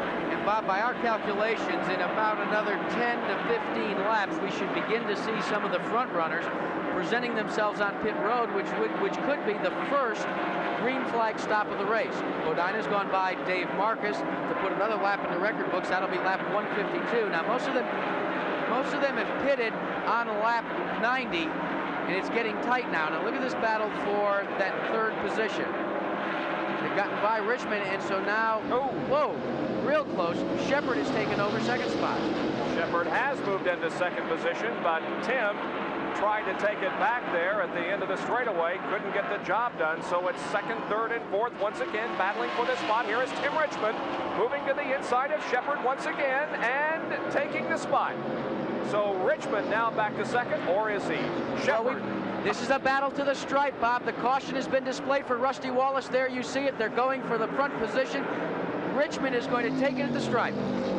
So Richmond will be second on the restart, and Morgan Shepherd third. Rusty Wallace has crashed in the backstretch. Let's take a look from the other in-car camera exactly what the crash looked like. By the way, you can see Rusty's moving around in there. He's okay. But now watch here's this. how it was from the in-car camera of Rick Wilson. You're looking at it from behind Rick Wilson's car. Wallace loses it coming out of turn 3. Just a slow, easy slide, and then ping! A little puff of smoke, and he hits the retaining barrier. Rusty Wallace sits helplessly against the inside wall. He takes off the helmet, and it appears as if he's going to be calling it a day. Now here are the leader pit stops. Bodine is in. They go to work on the right side of the car. And he's showing some damage. The leader's showing some damage on the right rear quarter panel as they go to work there. Morgan Shepherd, led by Jake Elder, pit crew. They're making some changes. Now they're going to change 4 tires. Richmond is going to do likewise. The crew comes around. They've completed their work on the right side. They're removing the left side tires. Let's go down to Dick Bergeron, who's on pit road. Well, I'll tell you, Richmond's pit is certainly an animated place. They've changed 2 tires on the car. And Richmond the whole time was barking at his crew. Come on, guys, hurry up. It's great. He wants to get back out there and get going. So Morgan Shepherd moves back out onto the racetrack, as does Bill Elliott, Morgan Shepherd, Cale Yarborough, and others. Darrell Waltrip has not yet left the pit area. Now there he goes. They were jacking some weight, weren't they? Making some major chassis modifications on that car. So Jeff Bodine, I believe, is going to hold on to the lead here as he was in and out of the pits very quickly. 155 laps completed in the Southern 500. We are in our 6th caution period of the afternoon, and we'll be back right after this.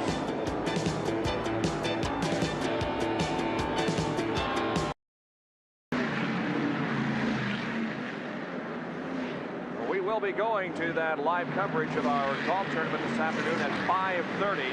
We'll break away from the Southern 500. However, we will be back with occasional updates, and we will have the finish for you live. At the moment, there are the top 5. It's Bodine, Richmond, Earnhardt, Bonnet, and Elliott with 155 out of 367 laps completed. There are the second 5. Rudd, Shepherd, Waltrip, Baker, and Bobby Hillin Jr. And there's how quick you can lose a front-running position and be relegated back to the second 5. Morgan Shepherd and Darrell Waltrip, both of them running quite well, but made long pit stops to make chassis adjustments. The pace car has positioned its light in the off position. The field is rumbling into turn 3, and Bob, we're getting ready to go back to green flag racing with 156 laps in the record book. Still not to the halfway point. That will be lap 184. Rick Wilson is having trouble with that number 4 Kodak car. He was in for a very long pit stop, but now is back out there, and he himself is getting ready for the restart.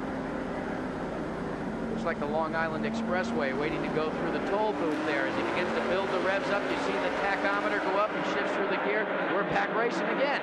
Thundering herd down the main straightaway, receiving the green flag. Benny Parsons' car is faltering here at the start. He's dropping low on the racetrack. Meanwhile, some body contact between Dave Marcus and Tim Richmond. There in turn number 2, Richmond set sail for his teammate, the leader, Jeff Bodine. Bodine just shot himself out of a cannon. He's got a sizable advantage over Richmond, but at the far end of the screen, there's Dale Earnhardt. He's just reeling in Tim Richmond. There's where the battle's going to be for second spot shortly. Dale Earnhardt moving up quickly on second place, Tim Richmond. The field comes out of turn number 4, coming down the main straightaway once again. There's the interval between first and second position, Bodine and Richmond, and the narrowing margin between second and third as Earnhardt moves in on Tim Richmond. Benny Parsons' car just would not go on that restart. He dropped low on the racetrack and has fallen back considerably. Earnhardt and Richmond, neighbors, friends, they talk a lot about racing. They have a style that's very similar.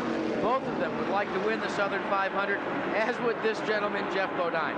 Bodine, I think, more than anyone, is really super motivated for this win. But you can't count out Morgan Shepherd and Darrell Waltrip either. Now, they had that low pit stop. They're running back in the second 10, as we say, being shown in 7th and 8th positions right now, but they've made some chassis modifications, and right now they're trying to test it out to see if they're going to work to their advantage or not. Waltrip looked to the high side of Shepherd and just did a whoop-de-doo scoop down low, but couldn't get by him. We gave you the top 10 just a moment ago. Also on the lead lap, Bobby Allison and Cale Yarborough. Now a lap down in 13th position unofficially is Dave Marcus. In 14th, also a lap down, Kyle Petty, and in 15th is Ron Bouchard. There is the 7th and 8th place runners, Morgan Shepherd and Darrell Waltrip. A Buick and a Chevrolet. Very different body configurations. One with a long, sloping rear window. That's the Chevrolet Monte Carlo SS of Darrell Waltrip. The other one with kind of a blunt nose, that being the Buick, that has a kind of a unique hood to it that wraps around almost down into the quarter panel. But Morgan Shepherd is holding Waltrip, and now Buddy Baker at bay for that battle for 7th spot. Baker all of a sudden makes himself a factor in this race for 7th spot, as Baker has closed in on the rear of the Darrell Waltrip car. They move into turn number 3, and we now have 3 cars nose to tail battling for that position. You can still see evidence of the rain that we had earlier today, as on the inside of the racetrack there are still some dark spots, and those spots are wet. But the groove itself, the racetrack that they used to run on, is completely dry. We have had no rain now in quite a while, and we are still optimistic that we will continue to get this race in. Buddy Baker making the move on Darrell Waltrip and moving into 8th position. And he acquired it very nicely. Baker, a good call to him in the first half of this race. He's driven a heady race. He knows it's a long distance event. Now he's set his sights on Morgan Shepherd. As they come down across the stripe, will he get him? They're side by side as they hit the stripe in that battle for the 7th spot. He's got it. Buddy Baker goes into 7th, having picked off both Waltrip and Morgan Shepherd in that last lap. The number 88 car is the one that Al Unser was asked to drive at Watkins Glen, while Buddy Baker played crew chief that weekend. But now Buddy is back in the car for this Southern 500 and doing a fine job. And Baker owns that car along with textile magnate Danny Schiff. And you know, you ought to hear Baker tell the stories about being an owner and a driver. He says, what can you do? If it's an owner, you can't fire the driver. Buddy Baker has won twice here on Darlington International Raceway, but he has never been a winner of the Southern 500. Both of his victories have come in the spring race. It's now called the Trans-South 500. Approaching Dave Marcus in car number 71. Marcus will move to the high side of the racetrack and allow Buddy to go low. It's evident that Baker is getting hooked up now. He's beginning to turn the wick up. He is leaving Morgan Shepherd and Darrell Waltrip in his wake. He's put Dave Marcus between himself and those as he stays solidly in 7th spot. But he's got a long way to go before he comes up on Bill Elliott, who's posted in the 5th position. And a guy that we have not talked about hardly at all today, but someone who is solidly in this race in 6th position, the driver who's in the car right ahead of Buddy Baker, and that is Ricky Rudd. Rudd driving for Bud Moore. They've renewed their contract for 1987. Rudd will stay at the wheel of the Motorcraft Ford. Now let's see if Baker can reel in Rudd as easily as he did Shepherd and Earnhardt. Not quite so easy in turn 1. Let's see what he does coming out of 2. Can he gain the momentum to try and pass that Ford Thunderbird? Rudd, as you said, kind of unnoticed, kind of quiet, but he's there solidly in 6th. And here's the battle for the front position. Tim Richmond takes it. So for the first time in many, many laps, we have a change of leader. Jeff Bodine had been dominating this race since the 96th lap. However, now Tim Richmond, the pole sitter in today's Southern 500, grabs the lead away from Jeff Bodine, and Tim Richmond now being shown as the leader on lap 167. Boy, Richmond just pulled away to a good-sized advantage there once he negotiated the pass of Bodine. Bodine, there you see him in 2nd spot. Richmond looks like he may have cured some of his handling difficulties as well, Bob. It just doesn't seem to dart as much. It looks like the car is a little steadier in turns 3 and 4. In the last 10 races, Tim Richmond has finished either 1st or 2nd in 8 of them. He had a very poor, so to speak, 15th place finish at Michigan, and he was 6th last weekend on the high banks of Bristol. Aside from that, in the last 10 races, Richmond either 1st or 2nd, and he obviously is happy with the way that this car and his crew chief Harry Hyde and the rest of the team has performed. Don't count out Tim Richmond either, because in the points chase, because he's only about 175 points, actually 165 points behind your leader Dale Earnhardt. And Richmond has always said he wants to let his right foot do his talking as it applies to the Winston Cup Championship. But he's going to have to get his short track program better prepared than it was at Bristol if he hopes to win the Winston Cup. Richmond leading Bodine, Earnhardt, then Neil Bonnet and Bill Elliott. Those are your top 5 at the moment. Right now, ESPN and NASCAR present a track fact.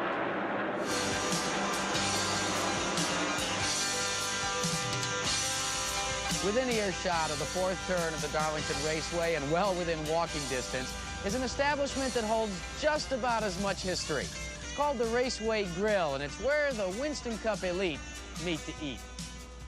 It may not be the 21 Club or the Brown Derby, but it's close, and the food is good.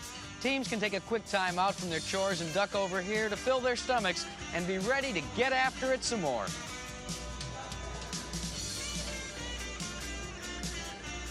Believe me, more race setups have been talked over this kind of a setup than in any garage area anywhere. Hey, wait a minute, what are you doing here?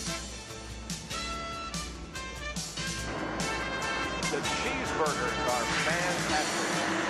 Richmond, Bodine, Earnhardt, Bonnet, and Elliott, your top five with 169 laps complete at the Southern 500. We'll be back right after these messages.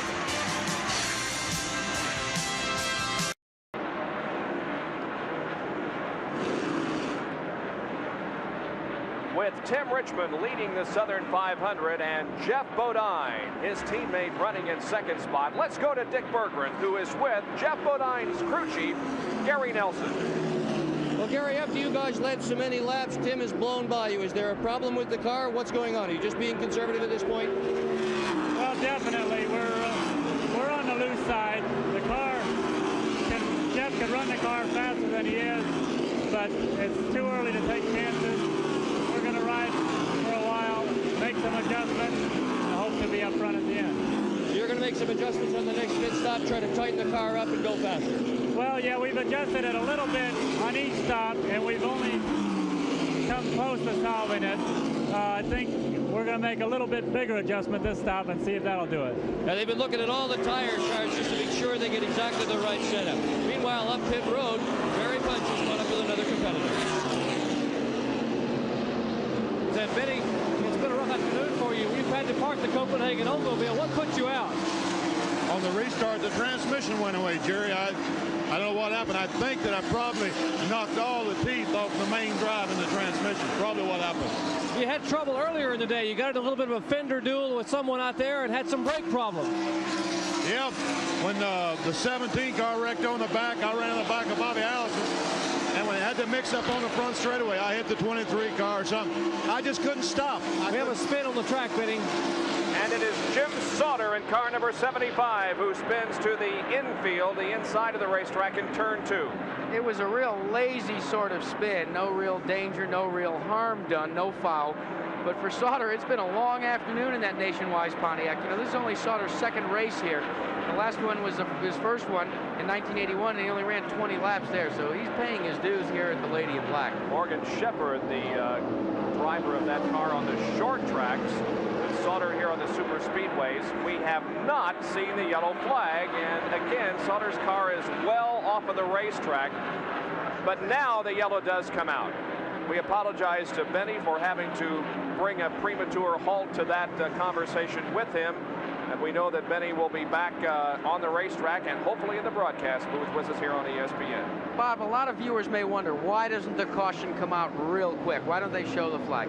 When you've got a car positioned like that one where Jim Sauter was, as I said, no harm, no foul, they want to wait and see if the driver will be able to refire it first. If he can and then pull it back and drive away, we'll stay with green flag racing.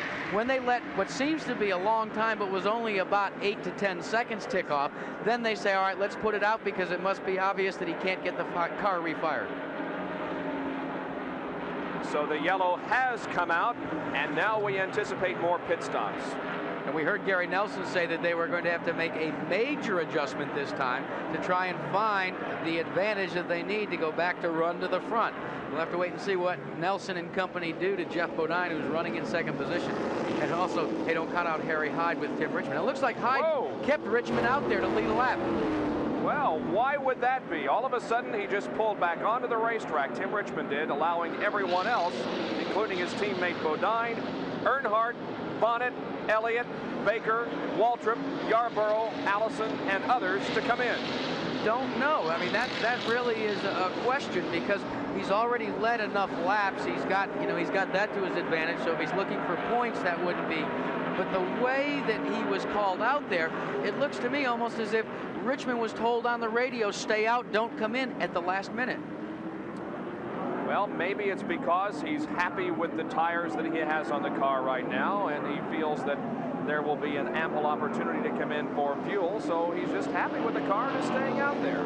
Dale Earnhardt, by the way, had a very quick pit stop and is the first one out of the pits from this series of stops. Now, here's a strategy move I would think on Harry Hyde's part. Fuel is not in precious commodity right now. They pitted just a while back, so they've got plenty of fuel. I think Harry Hyde may have gambled and said this way, look, the tires are good on the car, no sense coming in and topping off the fuel. If the rain comes, you've got the lead. They've all got to work their way back through the lapped race traffic. But if it doesn't rain, if they do start to close in on him, the likes of Dale Earnhardt and Morgan Shepherd, well, he's still got everything that he needs to be able to go the distance until his next customary pit stop. But the question mark is they'll need another caution, or they'll have to do it under green.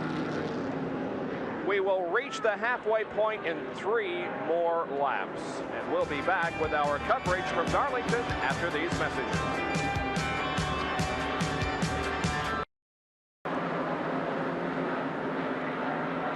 The green has just come back out at Darlington, and this completes lap number 183 now. One more lap will be halfway, and if we should have a major downpour, the race would be stopped, and it would be considered a complete race. Now, Tim Richmond did not pit on that his most recent caution. Why? Dick Berggren, tell us the reason. Well, I asked Harry Hyde that, Bob, and he just pointed up at the sky, and as you can see, it's very dark. You guys can't see it because it's behind you, but dark clouds are coming in. It is starting to rain again. If he stayed in the lead, and if we do get a rain, and if it rains it out, he's the winner. Never count Harry Hyde out. He is one shot away. Boy, and look at this battle, too. They're racing for things now. The 47 of Morgan Shepherd. Neil Bonnet running there, and Jeff Bodine. They've made their pit stops, and they are battling for 3rd, 4th, and 5th spots respectively. Bodine looking for the 4th spot. He goes to the inside of Bonnet. From the looks of things, Bob, everybody has seen the dark clouds except us because they're occluded from us, and I think they're all racing like now this thing's only going to go about halfway. That is exactly my thoughts. It's obvious that Jeff Bodine is trying to get to the front very, very quickly. Now, Jeff Bodine to the inside of Morgan Shepherd. He passes Morgan, and now Jeff Bodine is in 3rd spot, setting sail for 2nd place, Dale Earnhardt. We do have a complete race. We are past the halfway point. So we will not be back tomorrow. The question is, can we complete the full distance here this afternoon, or will we have to stop it prematurely? And with the foreboding clouds behind us, you're going to watch these drivers, and in their minds, they're going to drive it like there's only 50 or maybe 60 miles to go in the Southern 500. They've all turned the wick up. The lap speeds are much quicker now. They're trying to lay every card they have on the table.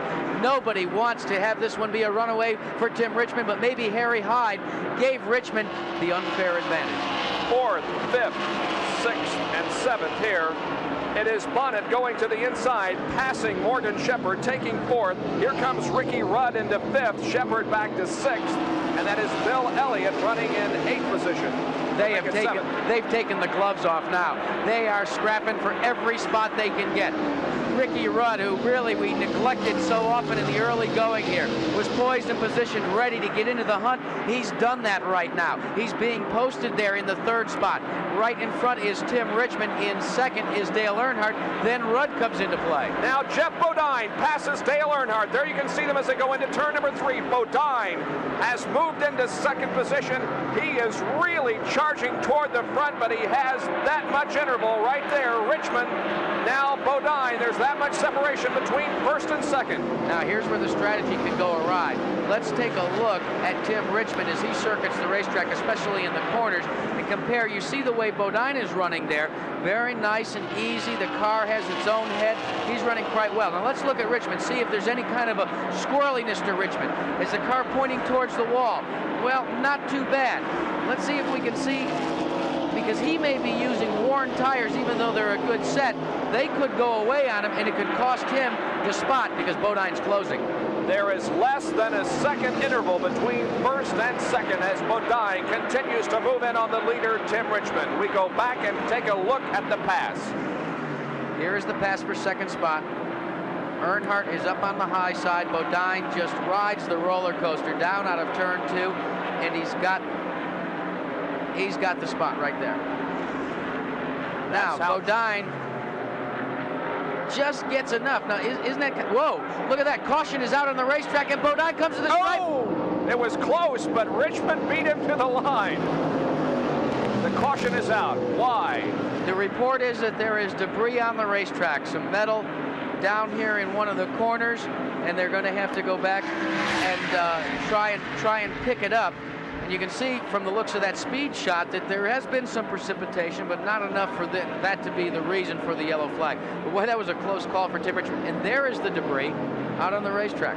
Hard to believe that that could create a problem, but you wouldn't want to run over that right there down before the start-finish line and cut a tire, especially at this juncture. So the field is under caution. The safety car has pulled out directly in front of the field in turn 1. Tim Richmond stays out, as does Bodine and Earnhardt. Now it will be a game of monkey see, monkey do. Should one of the front runners elect to come onto pit road, then you'll have to make a decision in consultation with the crew chief and the driver as to whether you follow suit and come in, or do like Tim Richmond did and elect to stay out. Now they've pulled the metal off the racetrack. There you can see one of the NASCAR officials carrying it back over the wall. Just some sheet metal. Nothing too major, but you wouldn't want to run over it. We've got 191 laps completed, Bob, and this thing is official. And as we said, under green flag conditions, it looks like it could go just at any moment right down to the checkered flag, the way these guys are racing.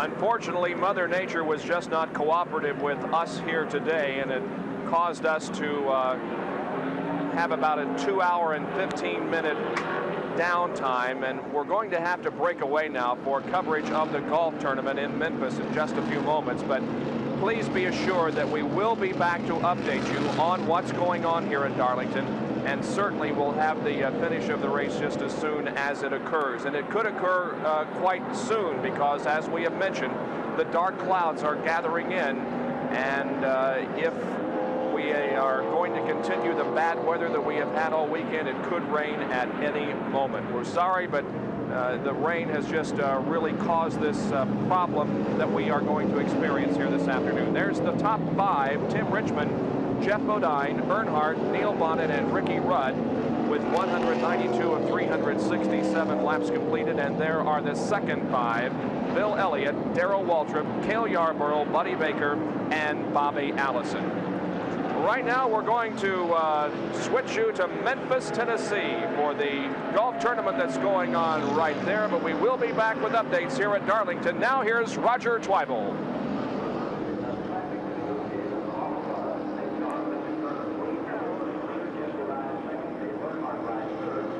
The pace car is pulling off the racetrack, and we are going to go back to racing conditions. And there you can see the scoreboard saying that there are 192 laps completed. And the field about to get the green once again, with Tim Richmond leading them down to the line. Green flag comes out again. Bodine is second, Earnhardt third, as the scramble for position occurs into turn number 1. And you are scrapping for every single position right now. Neil Bonnet is shown in the 4th spot. Ricky Rudd is 5th.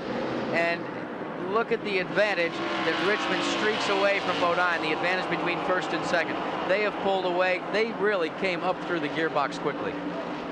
The Henry cars are still on top. That's where they started, 1st and 2nd, and they're still running that way.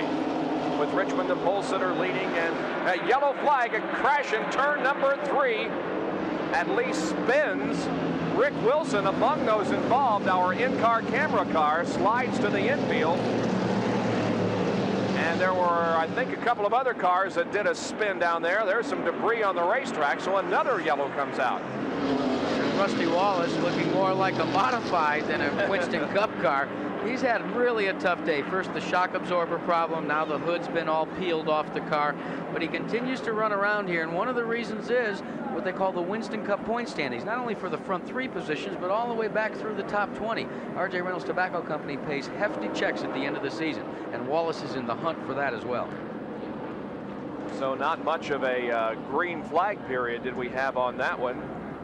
And you can see that there are a few more evidences of rain falling on the speedway, as our camera lens there had a couple of drops on it. Now Rick Wilson, he comes into the pit area to check the tires. The pace car moves out onto the track with its yellow light blinking atop it, slowing the field down. Wilson now stops in his pit area, and here's Jerry Punch. Brings the Kodak car to a halt, and Tony Glover and the crew will go and change right side tires. You see that damage on the front of the car. They also have a crack in the windshield, which we talked about earlier. We saw from the in-car camera that has been bandaged with some tape on the windshield. They will be trying to beat and prise some of the sheet metal away where they did come into contact with the concrete wall.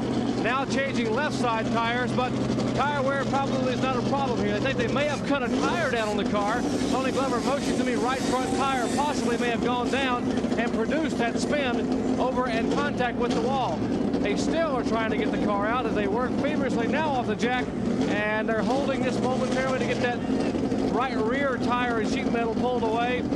Tony Glover signaling to his driver, now trying to get their loose. Now they get him down and off the jack and away. That's the damaged Kodak car now moving down pit road. So a long pit stop for Rick, but he's going back out there into competition. And the field continues to be slowed under caution. 196 laps completed. Back in a moment. Back at Darlington, and Tim Richmond has decided to finally come in for a pit stop. Now we're going to go back green in a couple of laps. Strategy at its utmost here. Well, the strategy just earlier before the rain delay. Let's go to Dick Berger and he can explain it. Well, basically what happened here was Richmond and his crew looked at the sky earlier. They saw rain clouds. They thought, well, if the rain comes, we sure don't want to get caught in the pits. They wanted to stay in the lead. Well, the rain has stopped. We're going to get this race underway again. So Richmond could not have gone much past another 30 laps or so without stopping for fuel. So he's come in now. He's got 4 tires and a full load of fuel. Meanwhile, down pit road, Jeff Bodine, who has been his nemesis all day, also had 4 tires and a full load of fuel. So those two guys are ready to go. Bob, Tim Richmond's last pit stop came on lap 152. That's when he stopped for fuel. So as Dick Bergeron alluded to, he had to come in. He was almost out of precious gasoline. 211 laps completed right now, as Jeff Bodine now has the lead with Dale Earnhardt second. We'll watch the pace car as it comes down the straightaway. When it crosses the line, if it shuts off its light, it means that we will go back to green next time around, and it does. And Buddy Baker has come into the pits, as has Harry Gant. And Jerry Punch has got a very quick comment about Dale Earnhardt, who's running in second position. Jerry? Well, Earnhardt has radioed into the pits and told his crew chief, Kurt Shelburne, that he has a visibility problem, that the oil mixed with the water from the rain has produced a problem with the windshield. He's having a little bit of difficulty seeing out the front of the car. So he'll be able to make it, but he may have to back off a little early going in the corner. I find that hard to believe that Dale Earnhardt would ever back off going into a corner, visibility or no visibility. So it's going to be a return to racing when they come down next time. It'll be Bodine, Earnhardt, Neil Bonnet, Ricky Rudd, and Bill Elliott, your top 5. Now, Tim Richmond has fallen in at the back of the pack. He is in 11th position, and it'll be interesting to see how quickly he moves up through the field. Buddy Baker, who also made the stop for fuel, is in 12th spot, and those are the 12 cars that are on the lead lap. Here comes the field out of turn number 4, and the green flag is waving already. So we're back to racing with 213 circuits completed. Dale Yarborough and Darrell Waltrip made some quick moves to the inside trying to gain some position, but there was some bumping going on between he, Morgan Shepherd, Darrell Waltrip, and Bobby Allison, and it all went for naught. Meanwhile, up front, there's the battle for second spot between Neil Bonnet and Dale Earnhardt. And there's your leader, Jeff Bodine. And the car between first and second is Dave Marcus, and Neil Bonnet goes to the inside of Earnhardt and moves into second position. And Dave Marcus, that orange car, number 71, blocking perhaps the progression of Dale Earnhardt enough so that Bud was able to take second spot away. And look who's lurking in fourth spot. That is Ricky Rudd one more time in the Bud Moore prepared Ford Thunderbird. He's right on the rear bumper of Dale Earnhardt. Rudd's in the thick of things. Bud Moore has 3 wins here at Darlington as a car owner, and Ricky Rudd is certainly in the hunt, but Earnhardt is too. Boy, he moves Earnhardt, inside and just blasts around Bonnet. Like he was shot out of a cannon. He just took the spot right back. Behind Ricky Rudd, it is Bill Elliott, then Darrell Waltrip, Bobby Allison, Morgan Shepherd, Cale Yarborough, and Bobby Hillin Jr. Then comes Tim Richmond and Buddy Baker as they are not having a real easy time moving up through the traffic. Well, race traffic at its best is difficult here, so they've got to maintain their poise and composure and do it not in 1 or 2 laps, but maybe in 6 or 7. Meanwhile, Bodine is just pulling away from Earnhardt. Earnhardt, not to make light of the visibility problem, I'm sure he does have his hands full, but at least with the clear sailing he's got right now, he can carry it a little deeper in the corner than he would, let us say, if we were passing some lap traffic. Let's take a look at what the visibility would be like inside the car. It's not that bad on Rick Wilson's car, but remember, Wilson and company had extended time on pit road. You can see the dicing with the battered and bruised remains of Jim Sauter's car and Mike Waltrip. Wilson gets around Waltrip, but they've had a long time to clean that windshield. Meanwhile, the battle back up front. With only 150 laps to go, it's a dandy. That is Ricky Rudd in number 15 and Bill Elliott in number 9 going for 4th position, and Darrell Waltrip is right there also. Rudd right now in 4th as they go down the backstretch. Let's see the tactic used by Bill Elliott. He sneaks right up on the back bumper of that Motorcraft Ford, but can't make the pass. Now let's see what happens in turn 3. He's on the low side of the racetrack, pulling alongside Ricky Rudd, and Bill Elliott moves into 4th, and here comes Waltrip right behind him. A great move by Bill Elliott. Elliott sized up the handling conditions on Ricky Rudd's car. He let Ricky have all the racetrack he needed, let him go into the corner as deep as he possibly could, and then he just followed him down to the inside and passed him very nicely. So Bill Elliott, last year's winner here, is now in 4th position. But the leader, Jeff Bodine, is just pulling away from the field. He has opened up a pretty good interval between himself and 2nd position. It is just about 2 1/3 seconds.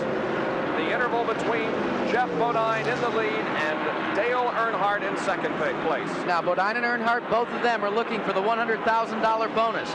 The other driver, well, you know his name, none other than Bobby Allison, the winner of the Talladega Winston 500. He's up in the thick of things now, but we've got a crash in turn 1. H.B. Bailey walloped the outside retaining wall. He gathered it back in, however. HB started 35th and was running 16th, although 2 laps down when he made contact with the wall. He's moving rather nicely, though, under his own power, but the yellow flag does come out to slow us once again. And now they will race back to the stripe, so Bodine stays in the throttle as HB begins his tour around the racetrack. Bodine is out of it. He's not running at full racing song, but he wants to make sure that nobody sneaks by him in case the weather does come back. Here comes Jeff Bodine, trying to do better than 3rd in the 1986 rendition of the Southern 500. And it'll be Earnhardt, Bonnet, Elliott, and Waltrip in that order behind the leader. This is our 10th caution period of the afternoon. So the Darlington International Raceway, the track too tough to tame, has taken its toll, but none of the crashes has been of a serious nature. Richard Petty began things very early in the contest when he smacked the wall coming out of corner number 4 on the front stretch, and he had to retire because of it. But all the other crashes have been of a relatively minor nature. Now we're going to see some pit stops again as the leaders come in. All the front runners are going down for pit stops, and let's go to our pit commentator. Here's the Wrangler Chevrolet making its stop down pit road as he just about gets tagged by Neil Bonnet as both those cars pitting nose to tail here in the pits. Kirk Shelburne and the crew going to work on the car number 3 for Dale Earnhardt. Now, during the last pit stop, they did not change tires. They only took on fuel. They wanted to get back out before it began to rain. As the Wrangler Chevrolet crew now will change the left side tires, a 4 tire change there. Just in front of them is the car number 12. That's the Budweiser car of Neil Bonnet changing tires. And the Earnhardt crew now trying to get the car in and out. Further down pit road is Dick Berggren. It was a long stop for Jeff Bodine, and several cars have gone out in front of him, including Darrell Waltrip and the 47 of Morgan Shepherd. Finally, not the first went out. And everybody down this end of pit road did the same thing as they did up by you, Jerry. 4 tires and a full load of fuel. The sky now looks good, so these guys are going to have to race, and they're going to have to race for a while. Ricky Rudd was the first out of the pits after that stop. Morgan Shepherd second out, and then Darrell Waltrip. Now, Tim Richmond and Buddy Baker, neither one pitted. You remember they came in late in the most recent caution period for fuel. They chose not to come in this time, so it's Richmond and Baker first and second in the race right now. Then Rudd will be third, followed by Morgan Shepherd in 4th position. Well, that was a good move by Tim Richmond and Buddy Baker. As you said, they elected to stay out, and they have, by order of attrition, they have moved back up into 1st and 2nd positions. And what a good run for Buddy Baker. Last time we saw him run this strongly was in the Firecracker 400 at Daytona. Now, he ran well also in Talladega in some of the super speedways, but this is a good run for Buddy Baker, and he wants to win the Southern 500 bad. So once again, the pace car is leading the field, as it has done many, many times during this what seems to be long afternoon, and we've still got a lot of laps to go in this Southern 500.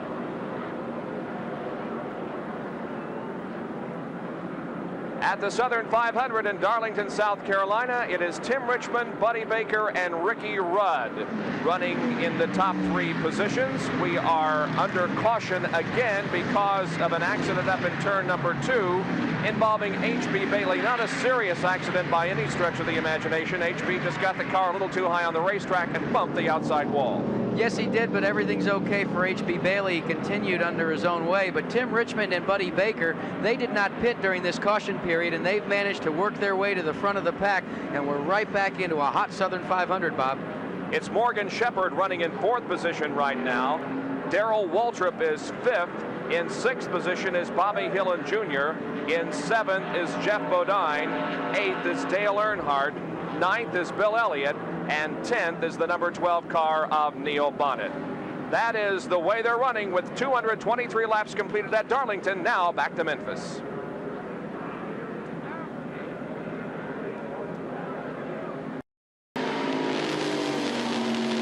We are about to go green once again for the Southern 500. Here comes the field out of turn number 4. It's going to be Tim Richmond and Buddy Baker in 1st and 2nd position. Now, neither Richmond nor Baker pitted. However, Baker is at a little bit of a disadvantage because he got only gas on the 212th lap and has not had a tire change since lap 180, so he may not be as quick on the racetrack as some of the others. There is a scramble for position as Earnhardt and Jeff Bodine head toward the front. Well, they've got to carve their way through heavy race traffic, hopefully like a hot knife through butter. But really, the guy up front, Tim Richmond, he's been there all afternoon doing well. There's what it looks like in the back of the field in the Southern 500. Rick Wilson, with all the problems that he's had, still working hard, comes up along Mike Waltrip, takes the high side as they go through turn 1, tries to keep the car. He's real close to Waltrip. Look at him sawing the wheel, just trying to hold on to control. They come down out of it. He checked his mirror, checked up a little bit, stayed in the throttle. You can hear it in the background. Hear him coming up through the gear. That isn't the gearbox, that's the RPMs. He got out of the throttle just for a second. Now it starts to build back up again. Backed off it for a second. Some great pictures from the in-car camera of Rick Wilson in the Kodak-sponsored Oldsmobile, as he has had his problems during the course of the afternoon and is not in the top 10. Now, Jack, the question becomes not one of rain, but of darkness. We are perhaps going to have to end this race prematurely because of darkness. We might be a little premature in saying that. We've probably got a good hour and 15 minutes left of good solid daylight here. It'll all be predicated on just how many more caution flags we have. If we start to have a rash of yellow fever, which we generally do in the late stages of the Southern 500, we could have this thing shortened because of darkness rather than inclement weather. Well, we still got almost 140 laps to go in this race, so that could become a factor. There is Tim Richmond leading Buddy Baker and Ricky Rudd and Morgan Shepherd down across the stripe once again. And Richmond is not pulling away to the size of advantage that he had over, let's say, Jeff Bodine and Dale Earnhardt before this caution flag. I would say that Rudd, Shepherd, and of course your second place runner Baker have really got some strength there. Baker is showing an awful lot right now. Now Buddy Baker beginning to put some space between himself and Ricky Rudd. Morgan Shepherd and Darrell Waltrip running right behind Rudd down the straightaway. And there is Jeff Bodine also right in the thick of things. And not too far behind Bodine is Dale Earnhardt. Now Morgan Shepherd to the low side of the racetrack, looking like he was interested in third position from Ricky Rudd. But it's a single file formation as they once again go down the backstretch.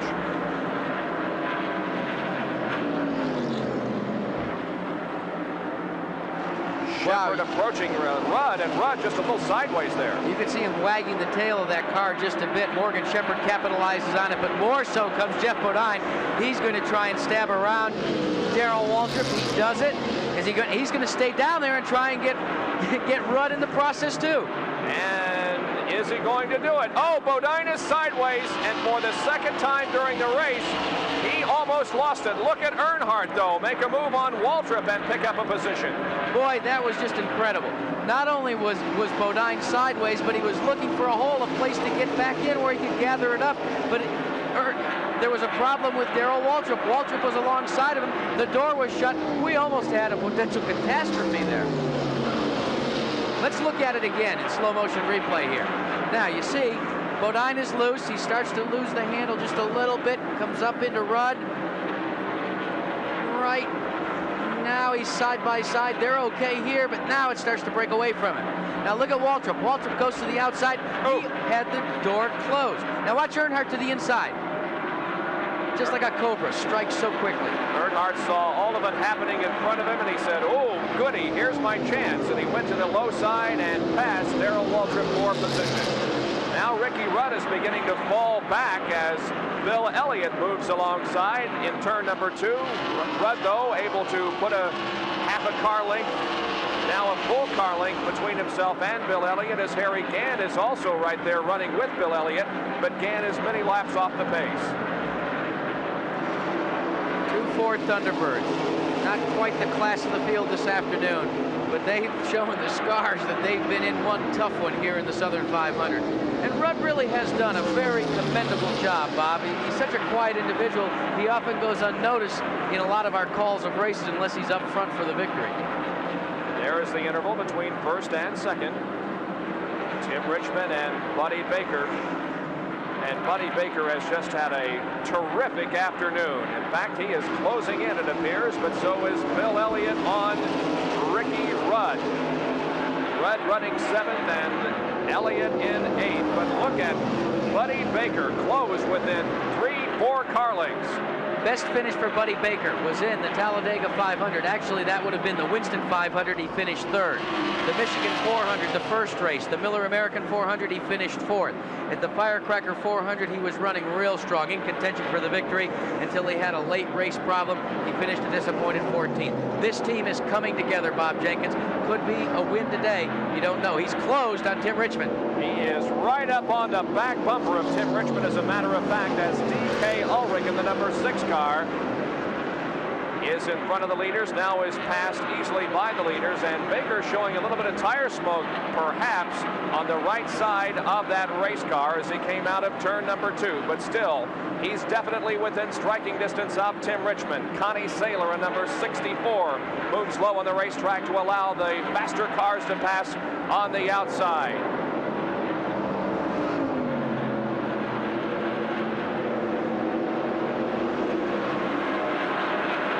The story of this race at the moment is Buddy Baker in the Southern 500.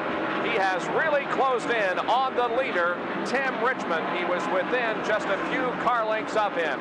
Now there is Morgan Shepherd, followed by Dale Earnhardt, third and fourth. Fifth is Jeff Bodine, and sixth is Darrell Waltrip. Tim Richmond continues to lead, but Baker is definitely closing with 239 laps completed. Back to Memphis.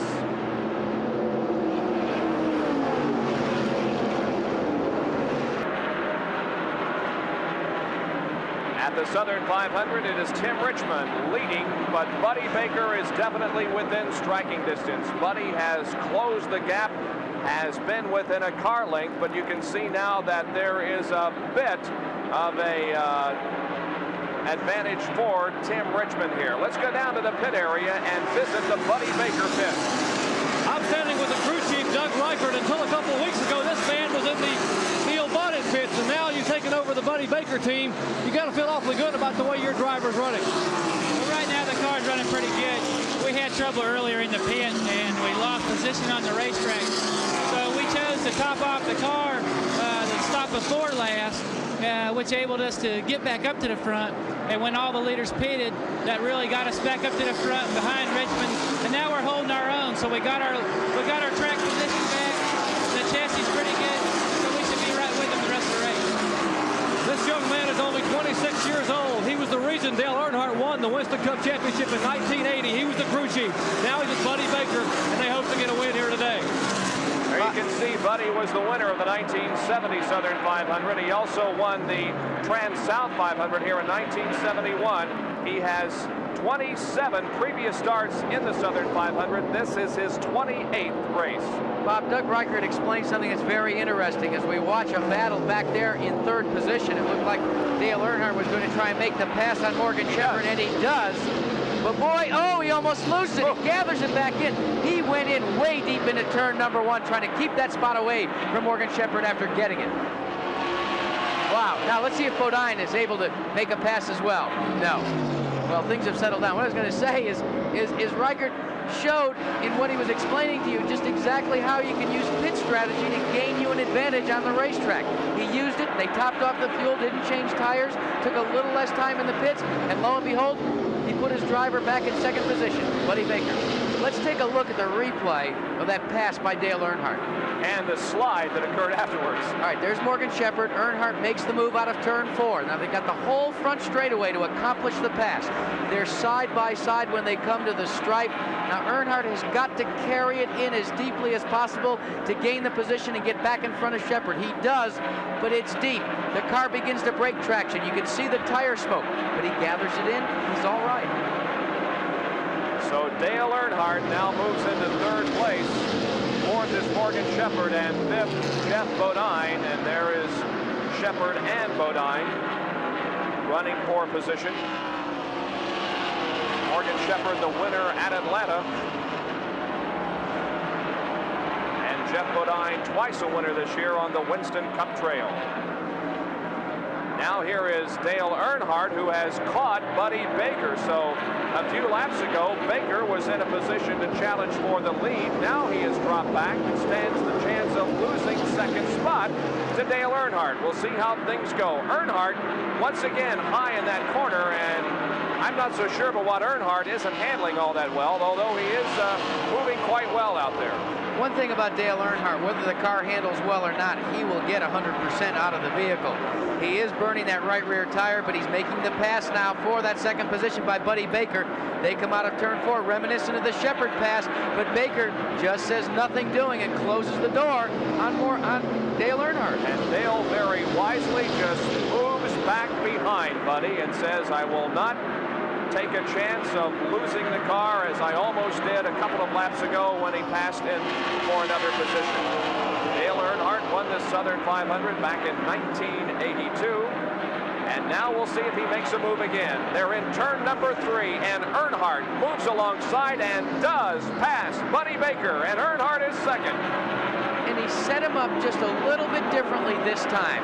A little sooner in the corner, he started to initiate the pass, and he was able to accomplish it before they came out of turn 4. But let me tell you something. Let's take a look at it once again, because it's going to bring home a point. Watch how quick. See, early on, still in turn 3, he darts the nose to the inside. He accomplishes the pass. They're side by side as they hit turn 4. Baker's got to get out of the throttle just a bit, and Earnhardt's got the spot. But one thing that shows too, I think Earnhardt may be holding back just a little bit. Sure, the car's burning the right rear tire, but he's on the hunt for that front position once again. And not all that far in second position. Tim Richmond is your leader. Richmond has been very, very competitive all race long, but so has Dale Earnhardt, who once again crashed during a qualification attempt late in the week. They had to rebuild this car. He was a second-day qualifier, the fastest on the second day, started 21st, and it was not long before he was up front.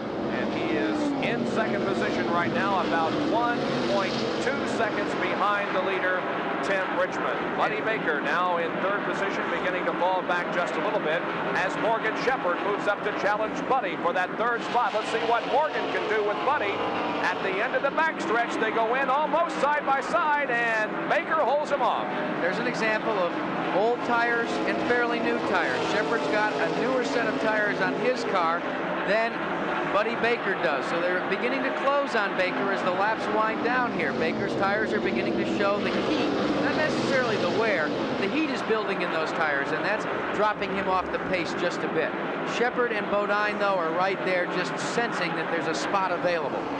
We have had a total of 7 leaders during this race and 11 lead changes as Earnhardt is about to, or at least wants very much to go into the lead. He has not led today, and it's very important for him to do so because he picks up 5 bonus points, and all the points he can get very, very important toward that Winston Cup side by side with Richmond into turn number 1. Tim holds him off. Earnhardt just cannot make the pass. Now remember too, you saw it in the screen initially on that initiation of the pass. Mike Waltrip was the lapped car, and Tim Richmond used that lap car of Mike Waltrip to his advantage, trying to hold off Dale Earnhardt. Now they go by Waltrip. Let's see if Earnhardt cocks the hammer on the cannon one more time here. Well, Richard Childress owns Dale Earnhardt's car. He's with our Jerry Punch. Richard Childress, you're going to be awfully proud of your driver. A lot of folks are saying that he may have been holding a little something back. He moved by Baker like Baker threw out an anchor, and now he's making a move on Tim Richmond. Well, we've been trying to get the car to work, and we're just getting it to work a little better. And we had the car set up to run late in the race, and if we're right here at the end, I think we'll give them a good run for it. Have you ever seen a driver as aggressive and anyone able to hold a car in a corner like this guy you've got? I think he's the best. Well, that says it all. Richard Childress awfully proud of his driver. He thinks he wants to go to the front and lead this thing. Well, he's still in second, but boy, I'll tell you, it is a battle on the racetrack. Just 1 car length separates first from second position. Earnhardt down the backstretch, following Tim Richmond, won't make a bid this time.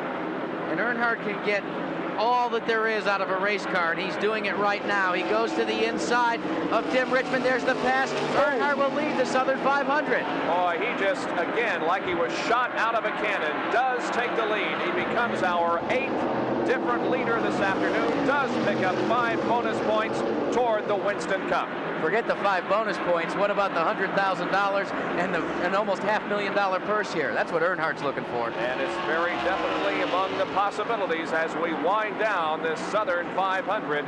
But we still have 122 laps to go. 255 are in the books out of 367.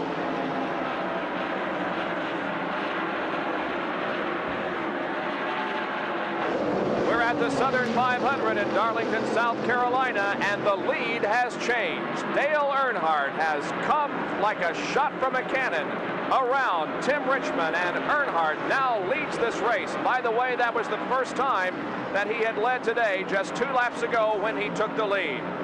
It is Buddy Baker running in 3rd position, and Jeff Bodine is 4th, but Earnhardt is the leader at the moment. Let's go back to Memphis, Tennessee.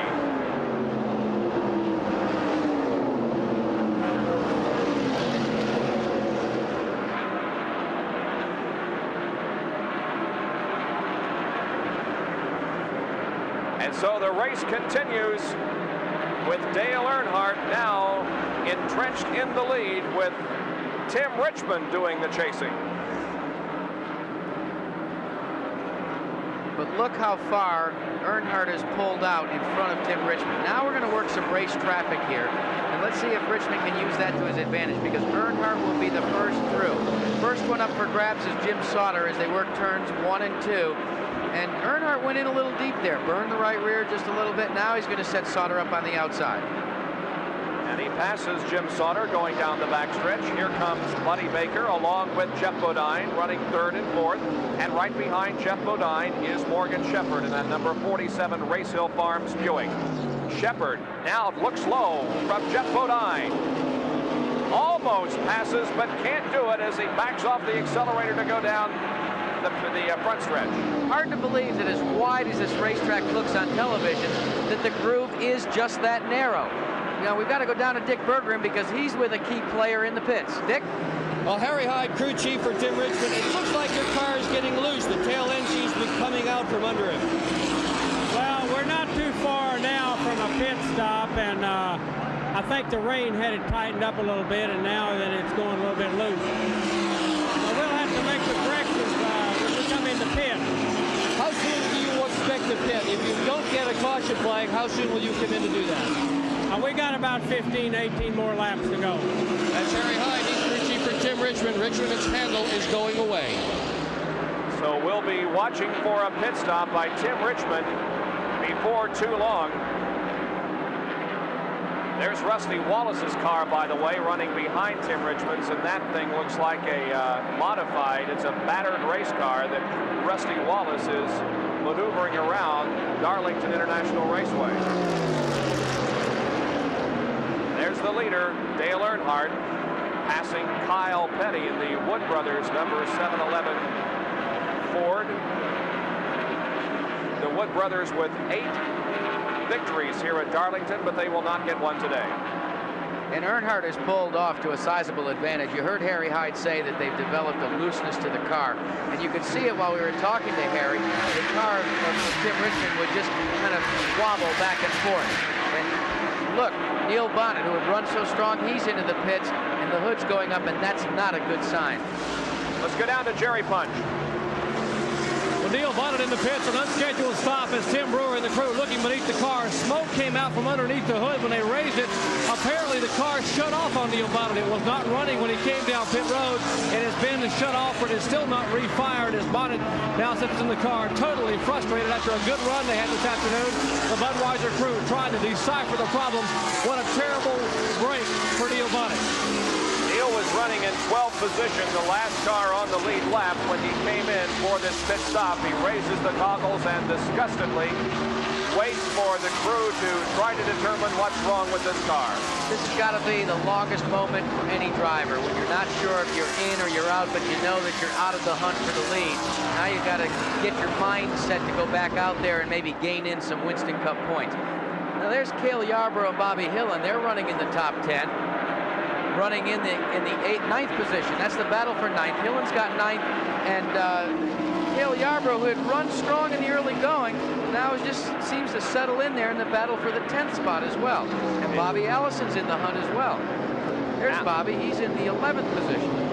Allison is the final car on the lead lap, and Allison, one of the 3 eligible for the $100,000 bonus today, but I don't think that he is going to be successful in gaining it. But again, anything can happen because we're still a little more than 100 laps away from the conclusion of this Southern 500. Bobby Hillen Jr. leading Cale Yarborough on the racetrack. Now we should be approximately 10 laps away from a pit stop by Tim Richmond, who is running in 2nd position.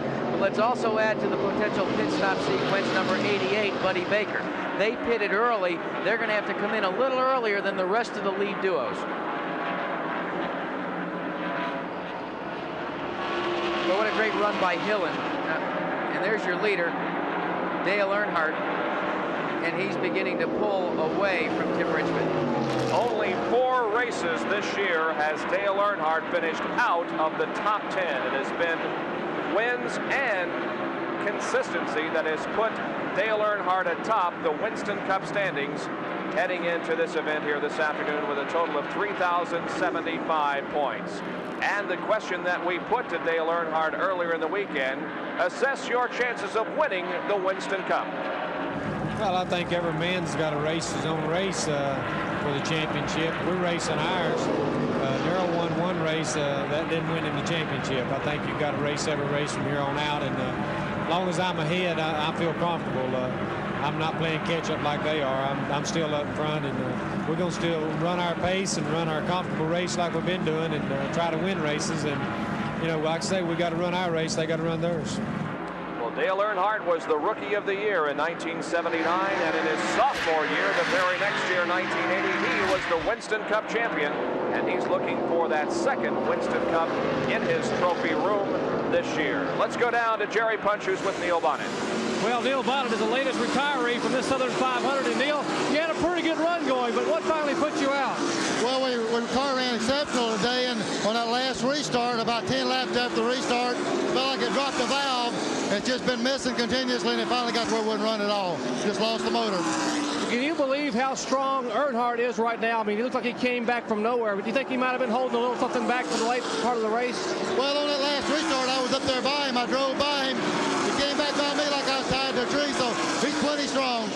Well, that's the comments from Neil Bonnet. He thinks Earnhardt's going to be the man to beat.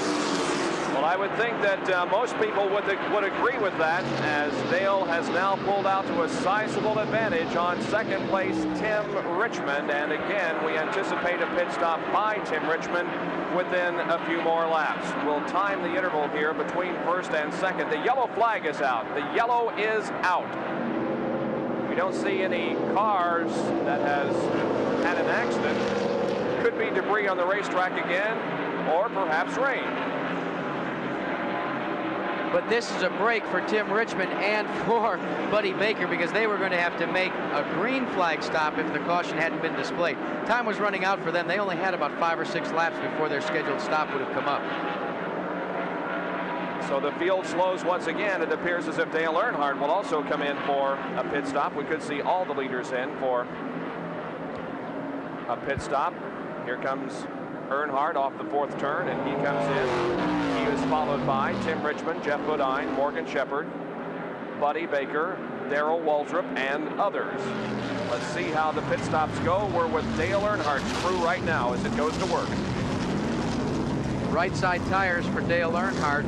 That generally seems to be the bill of fare here for all of the front runners that have come down on pit road. You can see they're going for the right side. We'll just have to wait and see if they're going to go for left sides as well. Report is there may be debris on the backstretch which brought out this caution. That is the reason for the yellow, there and there is the piece of debris that did bring out this caution period, as pit stops are being made here at Darlington.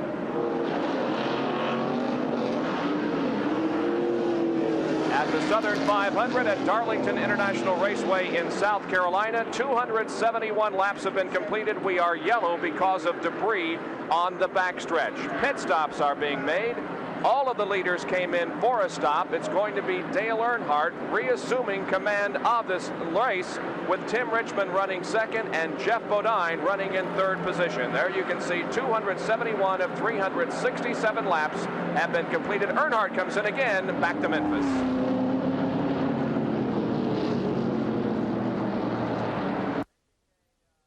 Earnhardt making a second pit stop here. Let's go down to Jerry Punch. Well, Dale Earnhardt has just come in for a 4-tire change. They want to bring him back in. He said he thinks they may have a tire vibrating on the left side. They're going to rejack the car. They have the car up, have changed left side tire, top up the tank, and he's down and away in the Wrangler Chevrolet. Well, that's a good feel on the part of a race driver to be able to be out not at full speed and sense that there may be a vibration or a problem with one of the tires. Now, you want to see something that really got a little hairy, watch this. This is the pit stop before that one. He locks it up, slides into his position, almost bought a couple of pit crew members. A couple of tires go flying there. Woo. That was a close call. Boy, one of those tires weighs a lot, and should it have fallen on that pit crew member, he could have been injured, but fortunately the tire bounced away and there was no problem. Well, it appears as if Jeff Bodine is going to be in the lead now as we go back to green. And Tim Richmond, then Darrell Waltrip, and then Ricky Rudd. That's the way they're posted on the outside. The cars on the inside are at least one lap down, and they're going to try and stay out of the way. And look at Earnhardt. Earnhardt trying to slice by some of that lap traffic. He's like 5 wide as they come across the stripe. Passing Kyle Petty initially, and then trying to find the room to get by others. Well, look who is up front again. It's the Hendrick team, with Jeff Bodine leading and Tim Richmond in second position. Boy, these cars have just been so strong all day. Very consistent as well. They've been up front. They haven't had to make spirited challenges from the back. Every pit stop, they're right there in first or maybe second or third. The guy that is really just running at 115 to 120% is Dale Earnhardt. He's got to work through some race traffic, but it'll be about 5 or 6 laps and you'll begin to see him as well. Earnhardt is still at the middle of the pack and trying to thread his way through the traffic. But we can concentrate right now on first and second, Bodine and Tim Richmond. You know, there's a spirited rivalry between these two teams. Although they're both owned by Rick Hendrick, they're positioned in separate shops. And there's Dale Earnhardt working his way up as we were talking. He's going to go by Dave Marcus, one of the lap cars. There's Bobby Allison directly in front of him and Cale Yarborough in front of Allison. Now Earnhardt's beginning to get into race traffic that races with him. These will be positions that he'll be racing for, namely with Allison and Yarborough. See what Earnhardt can do. Can he dispatch Bobby Allison? Allison's posted in 10th position, so that puts Earnhardt in 11th. Let's see what he does with Allison here. It looks like he's going to be able to pass him coming out of the corner, perhaps down the straightaway here. Well, no move at the moment. Earnhardt staying behind Bobby Allison as they go into turn number 1. Now let's see what Earnhardt does. A little bit of separation between the two now. But what he seems to do time after time when he's coming from the back to the front is he exhibits a good amount of patience. He sizes up a car and then he'll make the pass, and that's exactly what he did with Bobby Allison. And that is the place on the racetrack that it seems Dale has chosen to do most of his passing this afternoon, going into or between turns 3 and 4. That's where he has just passed Bobby Allison. And now Earnhardt moves up to 10th position. The 15th car of Ricky Rudd and Bill Elliott are in a tussle for 4th place. And Elliott is going to set his sights on that 4th position held by Ricky Rudd, but Rudd seems a little stronger, at least in that east end of the speedway. Boy, what a difference a year makes. Bill Elliott running back there in 9th position. This time last year, he was running for $1 million. What a great moment in sports history that was a year ago when, talk about odds to overcome, Bill Elliott did overcome the odds and went on to take that checkered flag. But here this weekend, it has not been all that great for him, but he has run very well. Not, though, in a position, at least at the moment, to win the race. But, you know, Elliott's the one that's so quick to point out that in 1986, granted, he seemed to dominate. Darrell Waltrip went on to win the Winston Cup. But the entire Winston Cup brigade caught up with Bill Elliott. And this year it's been a highly competitive season. A lot of different makes of cars, a lot of different drivers have scored victories. And that's indicative of the type of show that Bill France Jr. and the entire NASCAR brigade presents 29 times a year, or actually 30 times a year. We will still have to make one more stop for fuel if the race remains green the rest of the way. Still about 80-some laps to go, 280 out of 367 completed, so everybody is going to have to make one more stop for fuel. So this race is far from over, although at the moment the Hendrick cars are running first and second. And Darrell Waltrip has now moved up to 3rd position. We have seen the complexion of this race change many times since the drop of the green flag. But the one thing that has been consistent through it has been the presence up front of Jeff Bodine and Tim Richmond. Now, Earnhardt's on the move one more time. He's picked up 2 more spots. He got by Cale Yarborough. And now Earnhardt is being posted in that 8th position because he got by Bobby Hillin as well. So Earnhardt is just picking his way through the traffic. Earnhardt up to 8th position at the moment, but has a lot of distance to make up before he gets to the front of the field. But it doesn't look like he's using up much of the race car in the process, and that's the mark of a real good race driver. It appears to be pretty easy for Earnhardt to pass these cars that are on the lead lap, like Bobby Dillon Jr. and Cale Yarborough, the two that he has just passed. And Cale gets way high going into the first turn and almost loses it. I thought he was going to tag the wall there and slide down the banking, but he gathered it in, and a nice job of driving by Cale Yarborough, but that allowed Bobby Allison to close in on him. So now Cale's going to have to contend with Allison, but there is Bodine, Richmond, and Waltrip. Let's not count Waltrip out of the hunt here. That's for sure. You know, a typical Darrell Waltrip race. Be right there.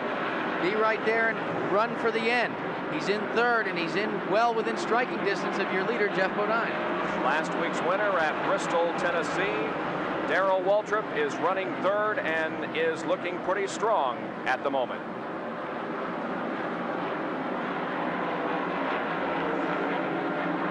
Here are the standings in the Southern 500 with 283 out of 367 completed. It is Dale Earnhardt leading the race. Jeff Bodine leading the race. It is Tim Richmond running second. Third is Darrell Waltrip. Fourth is Ricky Rudd. And fifth is Bill Elliott. And there is the second and third place. But Jeff Bodine at the moment is leading the Southern 500. Let's go back to our golf match in Memphis.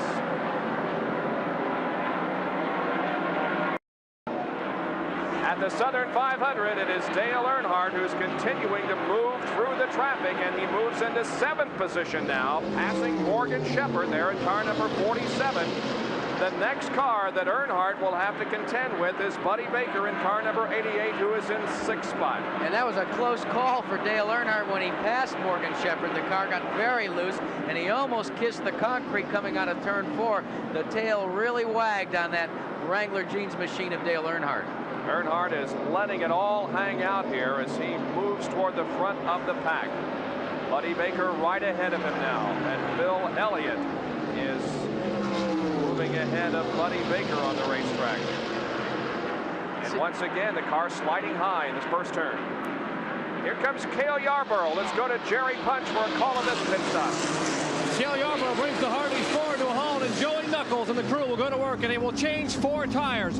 A few laps ago, we mentioned Cale got awfully high in turn 1 and in turn 3. They figured he may have a tire going down. Cale said the car was not handling that well. They decided to bring him in, change 4 tires, rather than destroying a race car, possibly injuring a driver. That's a safety measure. They said the car probably could finish, but they're going to come in here and change 4 tires. Now the left side tire is going on. Joey Knuckles, a new crew chief, puts the left front tire on. Battens down the lug nuts. They will drop Cale off the jack. He's down on the way in 29 2/10 seconds. You know, you've got to say one thing about that team as we watch Dale Earnhardt set his sights on Buddy Baker. That is the first time that team has worked together. The entire team departed after Michigan, and that's tough for a pit crew to try and get the ballet that's necessary, and they're doing a fine job today. Cale Yarborough was running in 11th when that pit stop occurred. So now 10 cars are on the lead lap. Running in 10th position is Bobby Allison. Here is Dale Earnhardt trying to find the opportunity to pass Buddy Baker and go into 6th. Watch the patient setup once again. There he sized goes. him up. He makes the pass. He does it almost effortlessly. And in the same place every time, between turns 3 and 4. That is Earnhardt's favorite place to pass. He's now in 6th position. And you can see the tire smoke coming from that car, though, Jack, and I think he may be using it up just a little quicker than he would like. It's very deceiving, though. I've seen Dale Earnhardt and Richard Childress run their car like that race after race after race, and when another team would have to come in with a blistered tire or one used up, it seems like they've always got plenty. I think it maybe is a little bit of Dale Earnhardt's signature. A little white smoke never hurt anybody. Winston Cup points leader, Dale Earnhardt from Kannapolis, North Carolina, 34 years of age. Finished in 8th place in the point standings last year, but now certainly in a very good position this year to win his 2nd Winston Cup. Two wins here at Darlington in the Southern 582 and in the Trans-South 500 earlier this year. You can see he is closing on that three-car battle. That is third, fourth, and fifth, and Earnhardt is solidly in the hunt for those positions as they hurdle to turn one. Whoa, he almost lost it there. Again, that car getting sideways on Dale Earnhardt. But he hangs on and loses very little position. Well, we asked Dale Earnhardt earlier in the weekend about his favorite places to pass on this racetrack. Well, if you can beat the traffic, the slow cars getting into three, and the other guy gets caught up behind him, you really beat him, through the corner, because he's got to wait on those guys to get through the corner most of the time, but you can't get by them before them. But you can gain a whole corner on the guys. And I've seen guys lose the races that way and win races that way. Hopefully it won't happen on Sunday. I think, it'd be better for the fans and myself if I could beat somebody right to the line, racing them. But, traffic plays a big part here. Traffic does play a big part here, but Earnhardt has been able to move through the traffic almost flawlessly. Right ahead of him now as they come down the straightaway is Elliott, Rudd, and Darrell Waltrip. Here's where you've got to begin to play your cards properly. He took a look to the outside of Bill Elliott. He's going to get that one as they come out of turn two. Now, will he set Ricky Rudd up or will he show some patience? He alluded to the fact that he likes turn three to try and make a pass. He's there solidly in that fifth position. Is he going to get it? No. Race traffic held him up. H.B. Bailey in car number 36. The Almeida Auto Parts Pontiac in the lower groove, preventing Dale Earnhardt from moving down there and trying Ricky Rudd. Now Rudd wants third place from Darrell Waltrip, and he gets it, and along comes Earnhardt, so Waltrip may have a problem with that, number 11 Chevrolet. Waltrip faltered just for a bit, and it cost him dearly. It cost him 2 spots. It may cost him a 3rd spot because here comes Bill Elliott downstairs. The race is for 3rd position here. Earnhardt moving inside of Ricky Rudd. They're side by side headed into turn number 1, and Earnhardt has moved all the way back to 3rd position. And Elliott has gathered in that spot. He's back to 5th. So, he said he likes to use that 3rd turn to make the pass, and that's what he's been doing so effectively. Coming from the back, he's right back in the hunt. Well, let's examine the situation and see how much racetrack he has to make up before he gets into a 2nd position battle. Tim Richmond is in 2nd, and it's about a 2.5-second separation between Richmond in 2nd and Earnhardt in 3rd position, and it's about a 1.5-second lead for Jeff Bodine over Tim Richmond. Let's go to Dick Berggren. And I'm with Junior Johnson. Junior, how is Darrell running? What is the status on your car?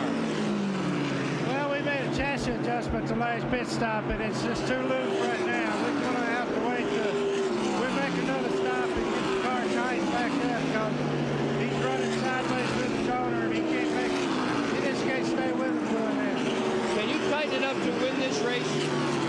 I think we can tighten it up to be competitive. It's going to be in luck whoever wins this race. It sure is. It's going to be a close finish, and no doubt about that. 8 times here at Darlington, Junior's cars have won a race at Darlington International Raceway. So the record for Junior Johnson is good at this racetrack. Well, the record is very good for Junior Johnson almost anywhere he runs. And one of the reasons is he's one of the few car owners, along with Bud Moore and Leonard Wood, that have been in this sport for so very long. A driver himself, he ran here in the Southern 500. In fact, the first time he came down here, he relief drove for Gwynn Staley, the late Gwynn Staley. And then he said, hey, that looked like fun. I'm going to go back down. And he went back and raced the following year. Right now, Darrell Waltrip is back to 6th spot as the lead is continuing to be held by Jeff Bodine.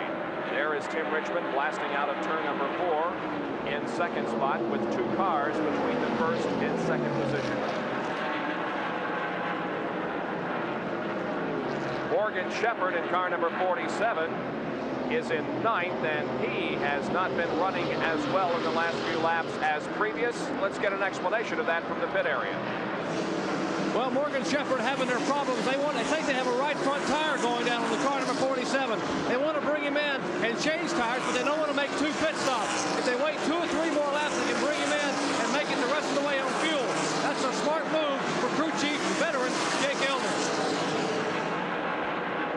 Buddy will have to make one more stop for fuel. At least that's what we anticipate, unless we have a lengthy caution period. The race has settled down for the most part, Bob, compared to the early going. Jeff Bodine having a good run out front.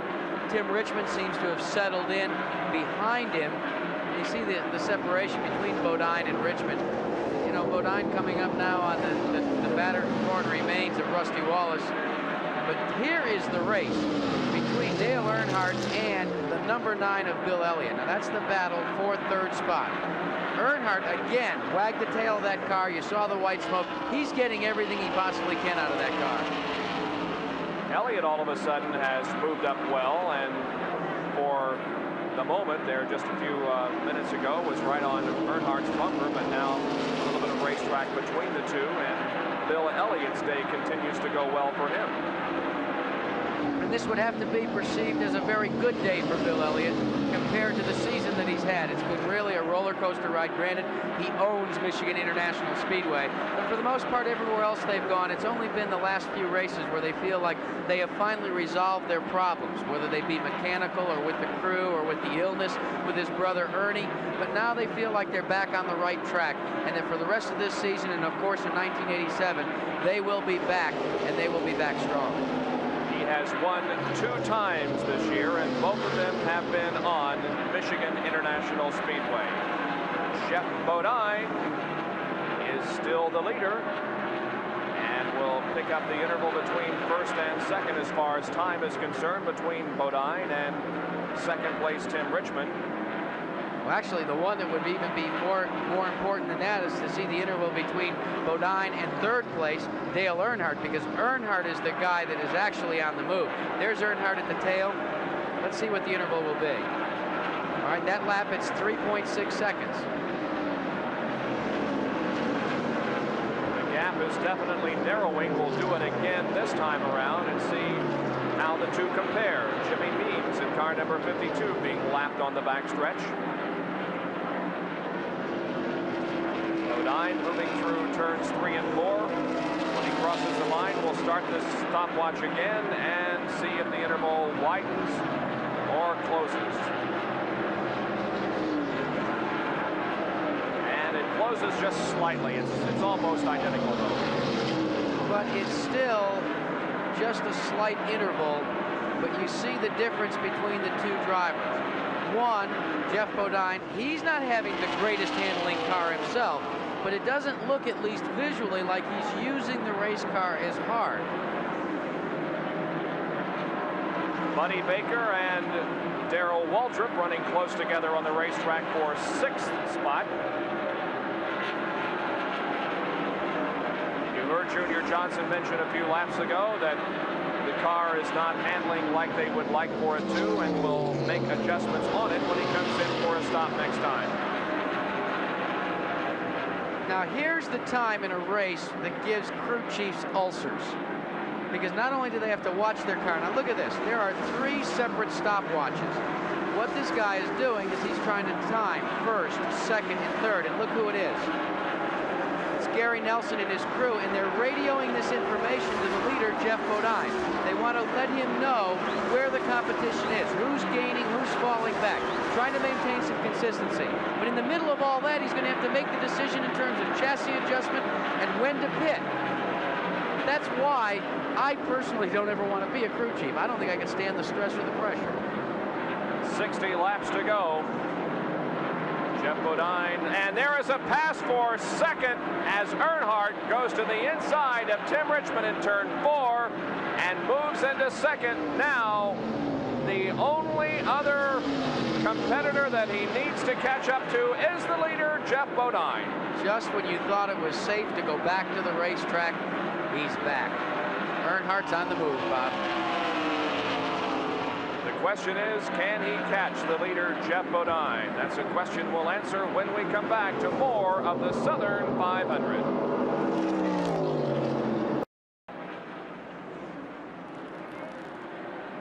We we are slowly clicking the laps off. 311 now in the books, and Jeff Bodine is the leader, but Dale Earnhardt is closing, and Tim Richmond is also not too far behind. Without question, though, the man that we have our eye on, more so than Jeff Bodine, the leader, is Dale Earnhardt, because he has moved up quickly through the traffic and now is within just a few seconds.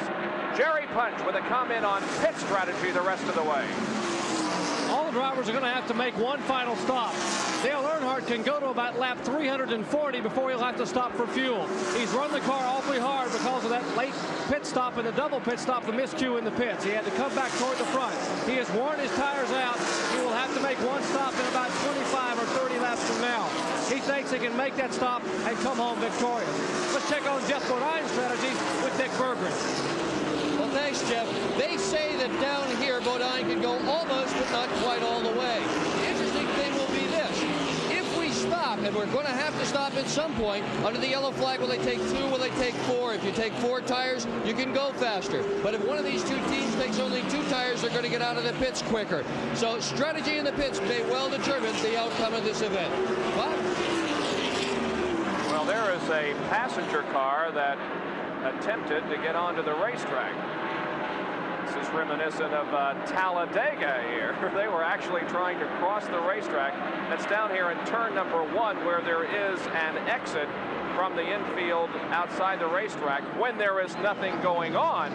But certainly when there are cars on the racetrack, you can't get across the track, and that young lady tried to do so. Why would anybody want to leave right now? A lot more action to watch between now and the end of the race.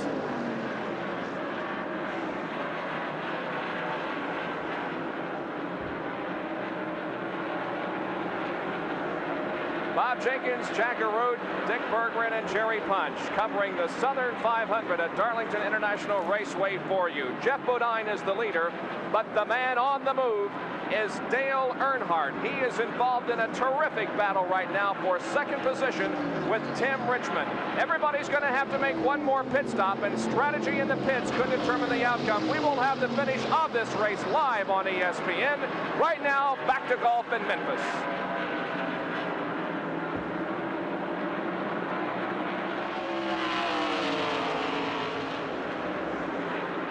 Not so sure that the battle is for second position, and look at Tim Richmond go inside Earnhardt between turns 3 and 4, where Earnhardt has chosen to pass all day.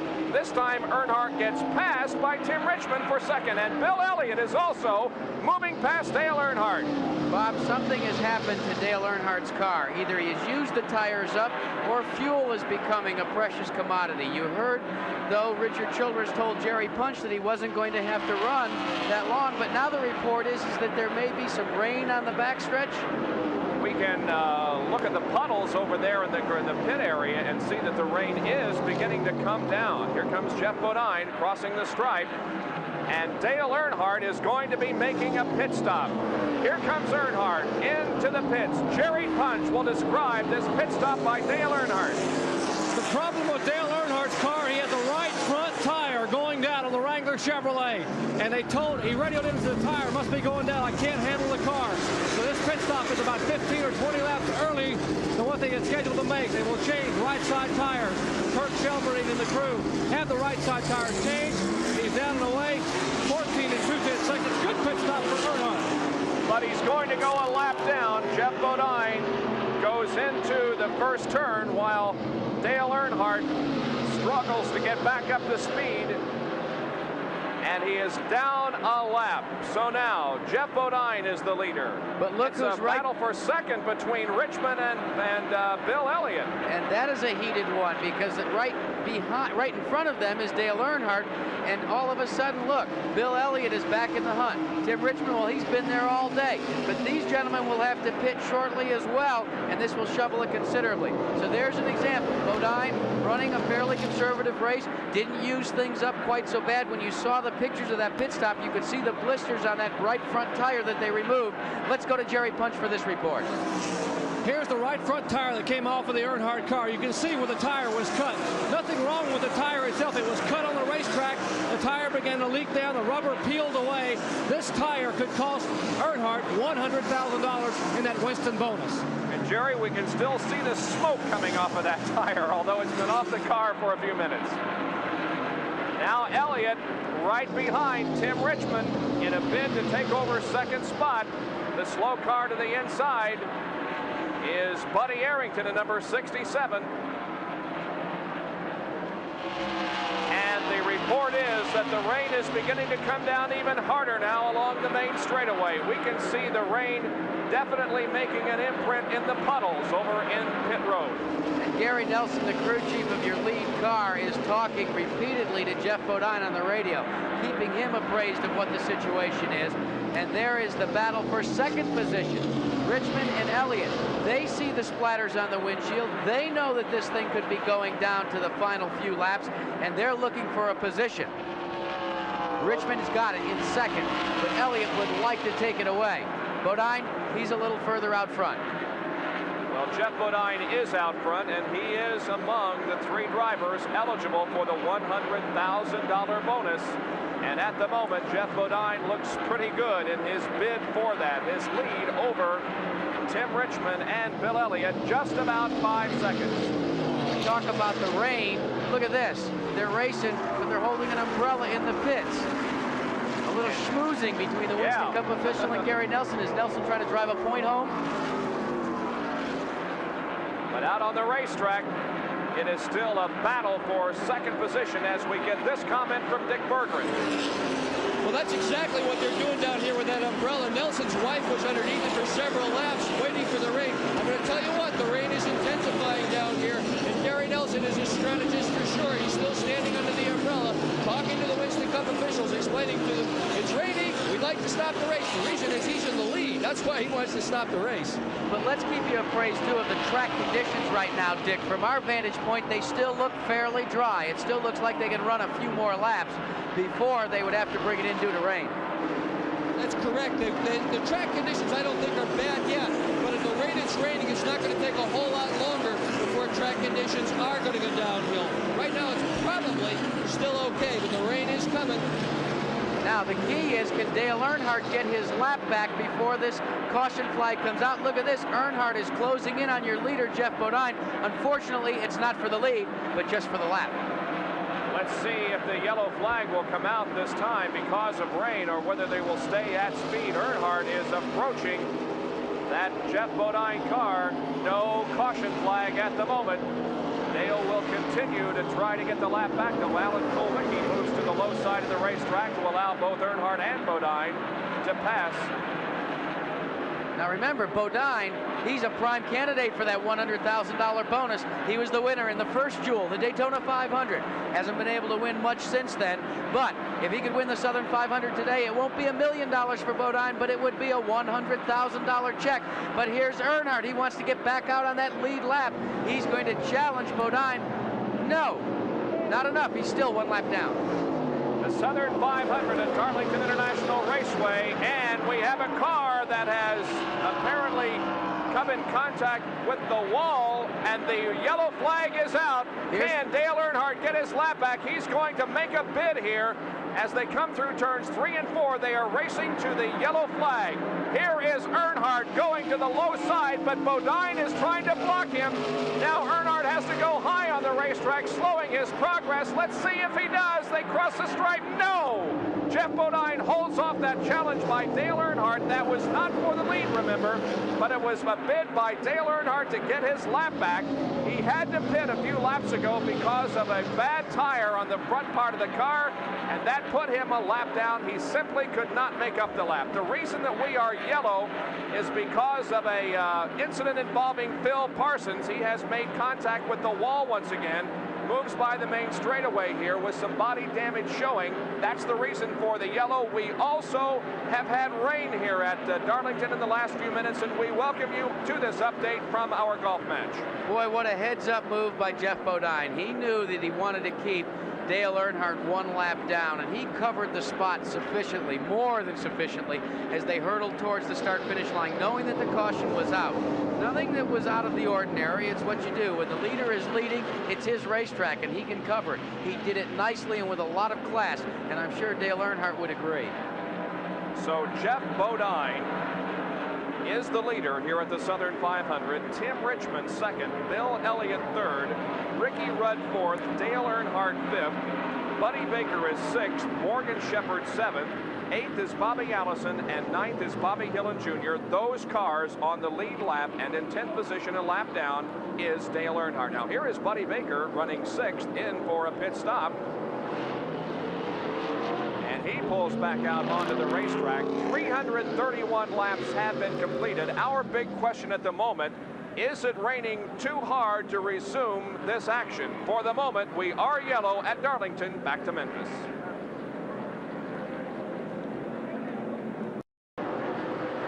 At the Southern 500 in Darlington, South Carolina, we are back to green this time around with 334 laps completed. And a good move by Bobby Allison and some of the other guys that are up front. They elected to pit during this caution and take on fuel, while some of the other runners have elected to stay out, namely Jeff Bodine. Only time will tell whether that's a good move or a bad move. Earnhardt gets his spot back, though. He is now at the tail end of the lead lap. So that puts now another car on the lead lap. That gives us 10. And Earnhardt will try to stay out there just in case we do have another yellow, and that would allow him to encircle the entire track and put himself possibly in contention to win this race after all. It seemed bleak for him. Now Bodine is making a bid to take the lap back from Dale. Side by side they go into the corner. They bump and touch. Bodine with the slight advantage. Earnhardt, however, outpowers him on the high side of the racetrack and maintains that lap. And look at Bobby Allison. Whoa! Allison, that's a race for the lead. Allison looked to the inside while they were duking it back and forth. Allison said, hey, I'll take the lead. He was going to take advantage of that situation. I don't even think Bodine realized it.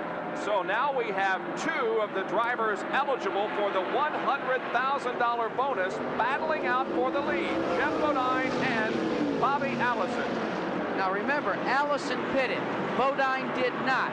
Allison made a good pit move by coming in. It's given him a run to the front, and he's in the hunt for a $100,000 bonus, as well as Jeff Bodine. Allison, the winner of the Winston 500 earlier this year. Jeff Bodine assessing the situation. Oh, and Bodine scrapes the wall, puts a Darlington stripe on the car coming out of the fourth turn. And the concern that you have to have now is, did it bend the quarter panel down into the tire? These are super speedway cars with minimal clearance between the wheel wells and the tires themselves. Bodine will have to just feel the car out, and they'll watch the crew when they come by here. They'll check it to see if there's any smoke coming from the right side of the car. Well, it doesn't appear to have hurt that car in any way. Here's a replay of Bodine getting too high coming out of four. It just came right out. He was trying to give the car its head, and it just caroomed off that wall up there. But he didn't lose control of the car. He did put a Darlington stripe on it, but it is still the lead car. Bodine followed closely now by Bobby Allison. Bill Elliott is running in third, and Tim Richmond fourth, Buddy Baker in fifth. Can Bobby Allison pull off the win here?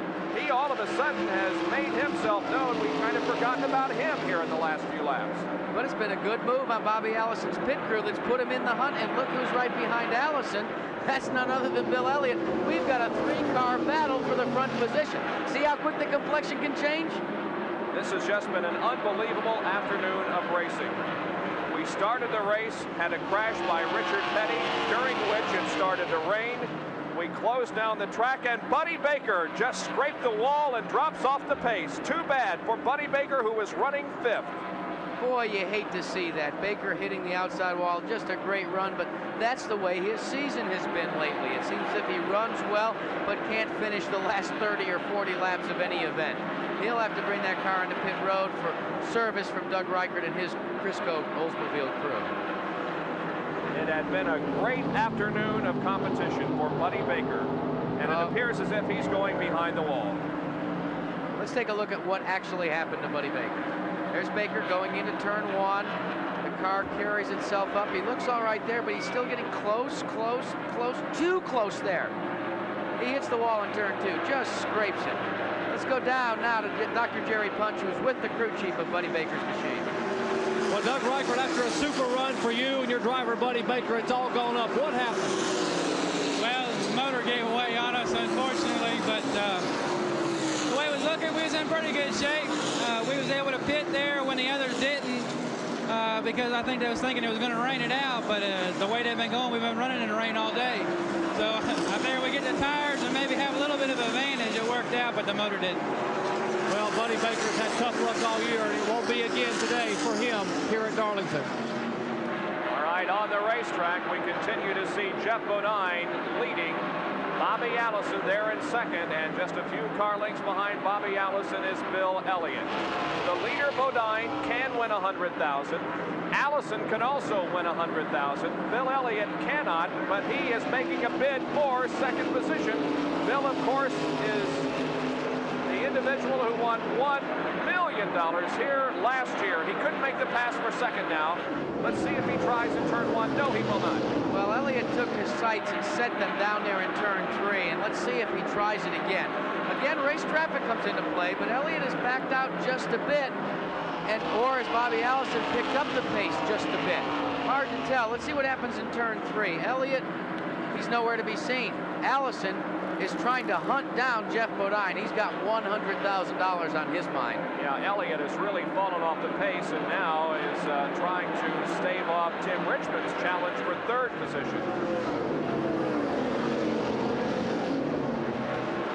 Bodine and Allison already winners this year, and this race making them eligible for the $100,000 bonus. Just a few moments ago, we alluded to the raindrops circuiting around the racetrack. Well, the rain doesn't seem to be too bad right now. The racetrack is in good shape, and here is Tim Richmond. Richmond is starting to close on Bill Elliott. Elliott showed some muscle, and then they all went atrophied on him, and he's just weak-kneed. Because look at this, Richmond is closed up to the rear deck with that Coors Thunderbird. And Bill Elliott, seeing Tim Richmond closing in and challenging for that position, has caused Elliott to get back on the throttle, and now he is once again closing the interval between himself and Bobby Allison. You know, it's been a long time for these drivers inside race car and this tough old racetrack. It's a long time for them to be in here. They started this race at what, about 1 o'clock this afternoon, and we're working at 7 o'clock Eastern time, and they're still racing. Well, let's go down to Dick Berggren, who is with Gary Nelson on the Jeff Bodine team, and find out what's going on down there. Dick? Well, there's quite a lot going down here with Gary Nelson. Gary, do you have enough fuel to go all the way? Our calculations say we're going to run out on the last lap. Are you going to come in and try to fill it up, or are you going to take a chance? What are you going to do? Heck, you either win or you lose in this sport. We're going to try to win. So you're not going to come in for fuel unless there's a caution. How about if there is a caution, will you come in?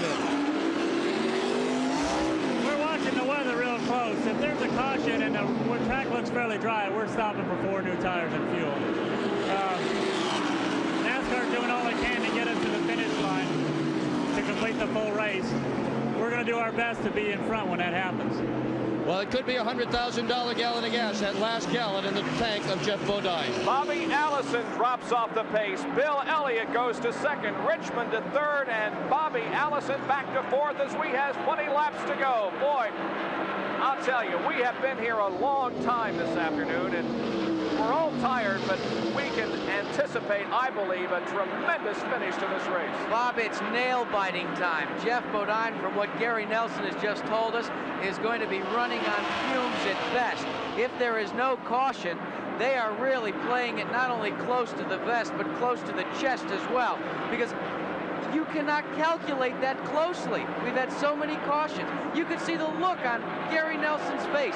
He was really torn. Should he bring him in or shouldn't he? And now he's got to look and see Elliott, Richmond, and Allison closing on Jeff Bodine. Why? Well, because Bodine's got to back out of the throttle a little bit to conserve fuel. This thing's going to be a Talladega-type finish, I'm sure, with just a few laps to go in this event. Less than 20 laps to go in this one. And the pictures that you are seeing on your television screen really say a lot, because it is very dark here at Darlington. It really is. It's around 7:15 Eastern time. We have had a heavy cloud cover all weekend, but yet the visibility is good for these drivers. All right, here's the calculations on Jeff Bodine. If he goes the distance without a pit stop, he'll have completed 96 laps around this 1.366 mile circuit. That's 131.136 miles. Generally, you can figure 100 to 110 miles to a tank of gas. That means he would have to average 5.96 miles per gallon. I'm not telling Gary Nelson anything he doesn't already know, but that's the reason why he's so concerned. Well, it appears as if there is some movement in the Bodine pits. They are all moving out into the pit lane. At least they were momentarily. It's going to be a gas and go, Bob. So Gary Nelson's decision to go for it may not happen. Look at Bill Elliott closing in on Jeff Bodine. Elliott, I believe, is going to take the lead here without Bodine coming in for the stop. Let's see what happens on this lap. Elliott now right behind Bodine. Let me tell you what I think's happening. Jeff Bodine has got a fuel light inside his car. The car may be missing or sputtering, something like that, and he may be radioing to Gary Nelson, I think I'm out of fuel. But look who's lurking in the shadows and who would appropriate the lead. That would be Bill Elliott. Elliott, who won 2 races this year at Michigan International Speedway, showing his muscle here in the Southern 500 in the late moments. Bodine stays out again, but here comes Elliott. He's right to the rear bumper. He'll try to make a pass. No, he won't. Going into turn number 1. 353 laps completed. We've got less than 14 to go in the Southern 500. Now Elliott goes to the outside and passes for the lead. He's out of fuel. It looks like he's out of fuel. Bodine is slowing. He's off. He's stopped. Look who's in the lead. Elliott. He becomes our 9th different leader of the afternoon. Bill Elliott has not led this race, but he takes over the lead on 3:54. Let's go to Dr. Jerry Punch. How about Dick Bergeron? Dick Bergeron's down at Jeff Bodine's pit. Dick. Well, they are certainly ready to go here. They've got 2 cans of fuel. Gary Nelson is standing on top of the concrete wall. They are anxiously anticipating the arrival of Jeff Bodine. Every man on pit road is looking up, waiting for Bodine to come in, and here comes Jeff Bodine. This surely will be a gas and go situation. They're pulling the fender away from the right front tire, squirting ether into the engine. The engine is fired. Oh, it's stalled. The engine is stalled on Bodine's car. The crew is pushing it. There he goes. Bodine, gas and go. But that was the end of the lead for Jeff Bodine. Now Bodine went 112 miles, which is fairly normal for a Winston Cup Grand National car. The other figures, 131 miles, that would have been incredible. A tough break for Bodine, but you heard Nelson say it. That's what racing's all about. You go for the win, you gamble. And look at Bill Elliott go. Dale Earnhardt had passed Bodine and had gotten his lap back, but now Bill Elliott puts another lap on, or puts 1 lap on Dale Earnhardt. And Bill Elliott looks as if he could win his 2nd consecutive Southern 500. We'll be back with more of our coverage from Darlington International Raceway in a moment with Elliott leading.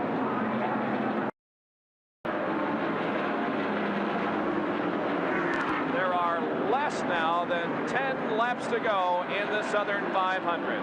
Bob, who would have thought earlier today we'd go the full 367 lap distance this afternoon? Furthermore, who would have thought that Bill Elliott would be in the lead with the size lead that he's got right now with less than 10 laps to go in the Southern 500. Incredible. Bill Elliott began this race back in 14th position with an average qualifying speed about 3 miles an hour off the pace. But it's not where you start, it's where you finish. And Bill Elliott has survived and endured and moved into the lead and now holds it with 358 laps completed. You know, bouquets have got to go to NASCAR as well because they fought to make this race go the distance for the paying customer, and it's been well worth the wait. If Bill Elliott should win this race, he'll be only the 2nd driver in 27 years to win outside of a top 10 starting position. Elliott, of course, started in 14th this afternoon. And And we talked about it and focused upon it with Dale Earnhardt, and lo and behold, Elliott's the one. But remember, early on in the race, Dan Elliott said, Bill says the car feels comfortable. That's been the way, and it might be the key to the victory. There is the interval between first and second. Tim Richmond in car number 25, the Folgers Coffee Chevrolet, runs in second spot. And behind Tim Richmond in third position is Bobby Allison. Fourth is Morgan Shepherd. Oh! And Elliott slides against the wall, hits the outer wall with the right side of the car in the rear end, but I don't think he's lost much momentum as he stays on the accelerator. But Tim Richmond is moving in. Unbelievable happenings here at the Southern 500. Bill Elliott is the leader now, but he is about to lose the lead to Tim Richmond at the start-finish line. Richmond moves into the lead. Bill Elliott slid against the wall up in the second corner last lap and is off the pace.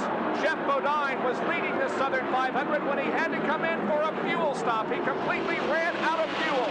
That gave the lead to Bill Elliott, but he has slid against the wall in turn number 2 and has lost the lead. Here it is. Here's how it happened. High, wide, and handsome, but too far into the wall. Elliott leading all by himself, sparks flying from beneath the car, and this set up that spectacular pass by Tim Richmond that you saw just moments ago. But Richmond was out of shape when he made the pass as well. Now watch Tim Richmond as he tries to negotiate around Bill Elliott. He's all crossed up, comes back down across the stripe. He's still got to get back in front of Bill Elliott. They touch. Boy, they are just letting it all hang out in the closing laps of the 37th annual Southern 500. 5 laps to go, and Tim Richmond now is the leader. This will be 4 laps to go. Tim Richmond is the leader of this race. Bill Elliott hangs on to second. It's Bobby Allison in third, Morgan Shepherd in fourth, and Darrell Waltrip in fifth position. The other cars on the lead lap, Ricky Rudd, also Bobby Hillin Jr., Jeff Bodine, and Dale Earnhardt. Now Jeff Bodine passes the leader and gets his lap back. Now Bodine, because he had to come in and take on that fuel, is not in the hunt for the lead. Unfortunate for Jeff Bodine, he gambled and lost, but at least he's at the tail end of the lead lap. But his teammate Tim Richmond is out front with just 3 laps to go. Elliott, wounded and badly wounded to say the least, is limping around in the second position. There's the battle for second. Bobby Allison's trying to snare the spot from Bill Elliott. Elliott has nothing to do with that. He is fighting back on the high side, and look at Earnhardt. Although he's a lap down, he's in the fracas. Dale Earnhardt blistered a tire and had to come in. That's the reason he is a lap down. Now as Tim Richmond crosses the stripe, there will be just 2 more laps to go in the Southern 500. It's very dark here at Darlington. We are well past sunset, and with the heavy cloud cover, it's even more amazing that we can complete the entire distance of this race. Don't give it to Tim Richmond yet. You saw how quick it could change when Bill Elliott was out front. This racetrack, that's why they call it the track too tough to tame, the Lady in Black. It can turn around and bite you at a moment's notice. Richmond knows that, and every time he comes down, he's going for the white flag, Bob. 1 more lap around this 1.366-mile track they call too tough to tame. The Lady in Black, Darlington International Raceway. What a day it has been, with rain, with accidents, with Jeff Bodine running out of fuel, with Bill Elliott losing control and scraping the wall, giving up the lead to Tim Richmond, who is the pole sitter. Here comes Tim Richmond for the checkered flag in the Southern 500 off of turn number 4. Here he is. Tim Richmond wins the Southern 500, the 37th annual running of this race. Bill Elliott finishes in, Bobby Allison finishes second. Bill Elliott third, Morgan Shepherd fourth. There's a celebration of the Harry Hyde crew.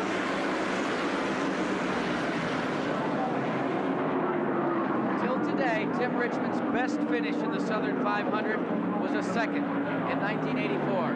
He's bettered that this afternoon, though, hasn't he? And he becomes the 8th driver to win this race from the pole position. Let's go down to Jerry Punch, who's with Harry Hyde, the crew chief. Well, jubilation here in the Richmond pits, and Harry, it's got to be a great victory. Congratulations for you. Oh, the Southern 500 is a great victory, and to anybody, and we're real proud. And Tim was just a true champion. He drove like a champion all day, and we're so happy for Hendricks Motorsports and Rick Hendricks and Folgers Coffee. I tell you what, this crew is never say die. They just keep on getting it, and Tim just gets in there and keeps pitching, and I don't know. We're just lucky to be associated with these people. Well, I'll let you go on down to victory lane and congratulate your young driver. Congratulations again, Thank you very much. This is one I've always wanted to win, and it's finally come true. I couldn't be happier. Congratulations, Harry, from the booth, and to Tim Richmond, the driver of this car. And this is going to close the point standings. Tim Richmond, going into this race, was in third in the point standings, and he comes away with most points here this afternoon. He's maneuvering that Folgers-sponsored Chevrolet into victory lane.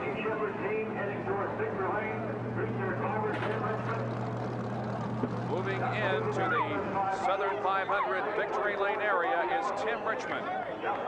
Boy, this one was worth the wait, Bob. You can see how dark it is here at Darlington, but we are finally finished with this long, long race. There is Tim, who still has the helmet on. He's getting the steering wheel taken off. Still got to unbuckle and take off the helmet. But you can see the grin on his face after having won this event here today. He's getting the congratulations of his mom through the car there. They're solidly behind his efforts here. You know, this guy came from IndyCar racing after winning the Rookie of the Year in the Indianapolis 500, and he has found a home here in Winston Cup competition. About to step out of the car.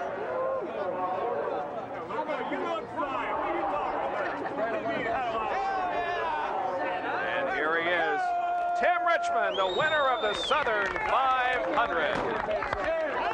Here's Dick Bergeron. Tim Richmond, they say new teams aren't supposed to do it, but here you are with your 5th win, the Southern 500. Well, yeah, it looked like Bill was going to get it there, and he went into one a little too hard and hit the fence. And we just, we just held on. We tried to play it as smart as we could, and I think Harry kept telling me, take it easy. It's raining a little bit. Don't mess it up. And I was doing my best to catch Elliott, but had he not hit the wall, he'd have probably won. But what happened? Why did he hit the wall? Could you tell, Tim? Well, it was real slippery in that part of the track anyway. Earnhardt and I kept going in there all day. I never hit the back end of the car, but I probably should have, and he just went in there a little too hot, and I saw it. And he, punched the fence there, and it ruined his chances. You were up and down in this race. There were times when you were led, and there were times when you were way in the back. What were your thoughts as the day went on? Were there disappointing moments, or did you always think that you were solid enough to have a shot at the end of the race? Well, no, there were some times there that, I wasn't sure whether we were going to be able to pull it off or not. Jeff was real strong, and, Earnhardt, we knew he was going to be strong. We didn't see Darrell most of the day. But Harry won it. We had the fuel to go to the end. They didn't pit there at the end. I don't think the 5 car did, and a few other ones, and it paid off. Strategy went through. Harry Hyde, his crew chief, has just hugged Tim Richmond. This is one very happy duo for sure. Timmy, when he held you out at the point where a lot of guys came in, did you begin to doubt Harry at all? Did you think that was the right move? No, I didn't doubt him at all. I just, I was a little upset. I told him the car was so darn tight I couldn't drive it, and I asked him when we went back out, I said, did you take any wedge out of it? He said, no, we changed the stagger a little bit, and I was just trying my butt off just as hard as I could, and I kept about hitting that fence out there, and I was getting a little upset, but not bad. I was intense after going after the 9 car. I was trying to... Well, they've picked up some points on the current point leader, Dale Earnhardt. Hi, Sandy and Ashland. I got to say hi to my sister in Ashland, Sandy Welsh, and the Whales ribbon, all them guys in Florida. They picked up some points in this event for sure, and Bobby Allison had a fine finish as well, and he's with Jerry Punch. Well, a fine finish indeed for Bobby Allison, who's climbing out and getting some of the debris and dirt off of him that he's grinded in here for 6.5 hours. Bobby, a super run for you. You almost had one. Well, we got close. We worked hard to get the car moved up to the front of the pack. And, we kept working. Bobby Hudson and the crew kept working, trying to get the chassis to stick. And we they finally discovered something. Bobby finally discovered something late in the race that was helping, and so we saved it for the last pit stop and pulled it off, and it really helped us. Tim got by us, and you know, those other guys were ahead, but there was a little bad luck went on out there, and we weren't the recipients of it this time. How about some of the wall tapping out there? I know you said you saw Jeff Bodine hit the wall. Yeah, Jeff just got out of shape off of 4. You know, he just lost it and got in the wall, and it caused him to bust a tire, and it was unfortunate for him because he had to race 1. He was far enough ahead of everybody that there really was no problem. Well, the 5-time Southern 500 champion Bobby Allison gets a cold drink. He finishes second here today. And our winner's circle interview has been brought to you by Goodyear Eagles. You either have Goodyear Eagles or you need them. What a tremendous afternoon of racing we have seen here, with Tim Richmond finally emerging as the winner, Allison second, Bill Elliott third, Morgan Shepherd fourth, Darrell Waltrip fifth. Back in just a moment.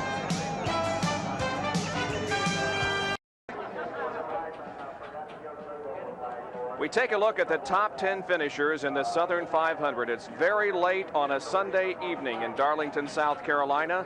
It has been some kind of a weekend here, with yesterday's Grand National race being stopped because of rain. We had a 2-hour and 15-minute rain delay in this one, but when all was said and done, this was one of the most exciting Winston Cup races ever, I think, Jack. Bob, every time they turn a page for the Southern 500 record book, somebody pens in a new entry. Last year it was $1 Million Bill. This year, with everything that happened as we look at the top 10 finishers, with Richmond winning it and the way he won it, and the fact that he won it for Harry Hyde, the first time that Hyde's ever been victorious in all the years that he's been here. It just makes it spectacular. It's just really a great Southern 500. Well, Tim Richmond gained 33 points on Dale Earnhardt in the battle for the Winston Cup. Tim Richmond still in third place, 132 points behind. Darrell Waltrip's 113 points behind Dale Earnhardt. Promotional fee has been paid for by Eastman Kodak Company. Eastman Kodak is the official film and photographic paper of NASCAR. We thank you for joining us, and for the service of Dick Berggren and Jerry Punch in the pit area, and by Jack Arute for his comments from the broadcast booth. Once again, the winner of the Southern 500 at Darlington, South Carolina is Tim Richmond. Thanks for joining us, Bob Jenkins. So long, everyone.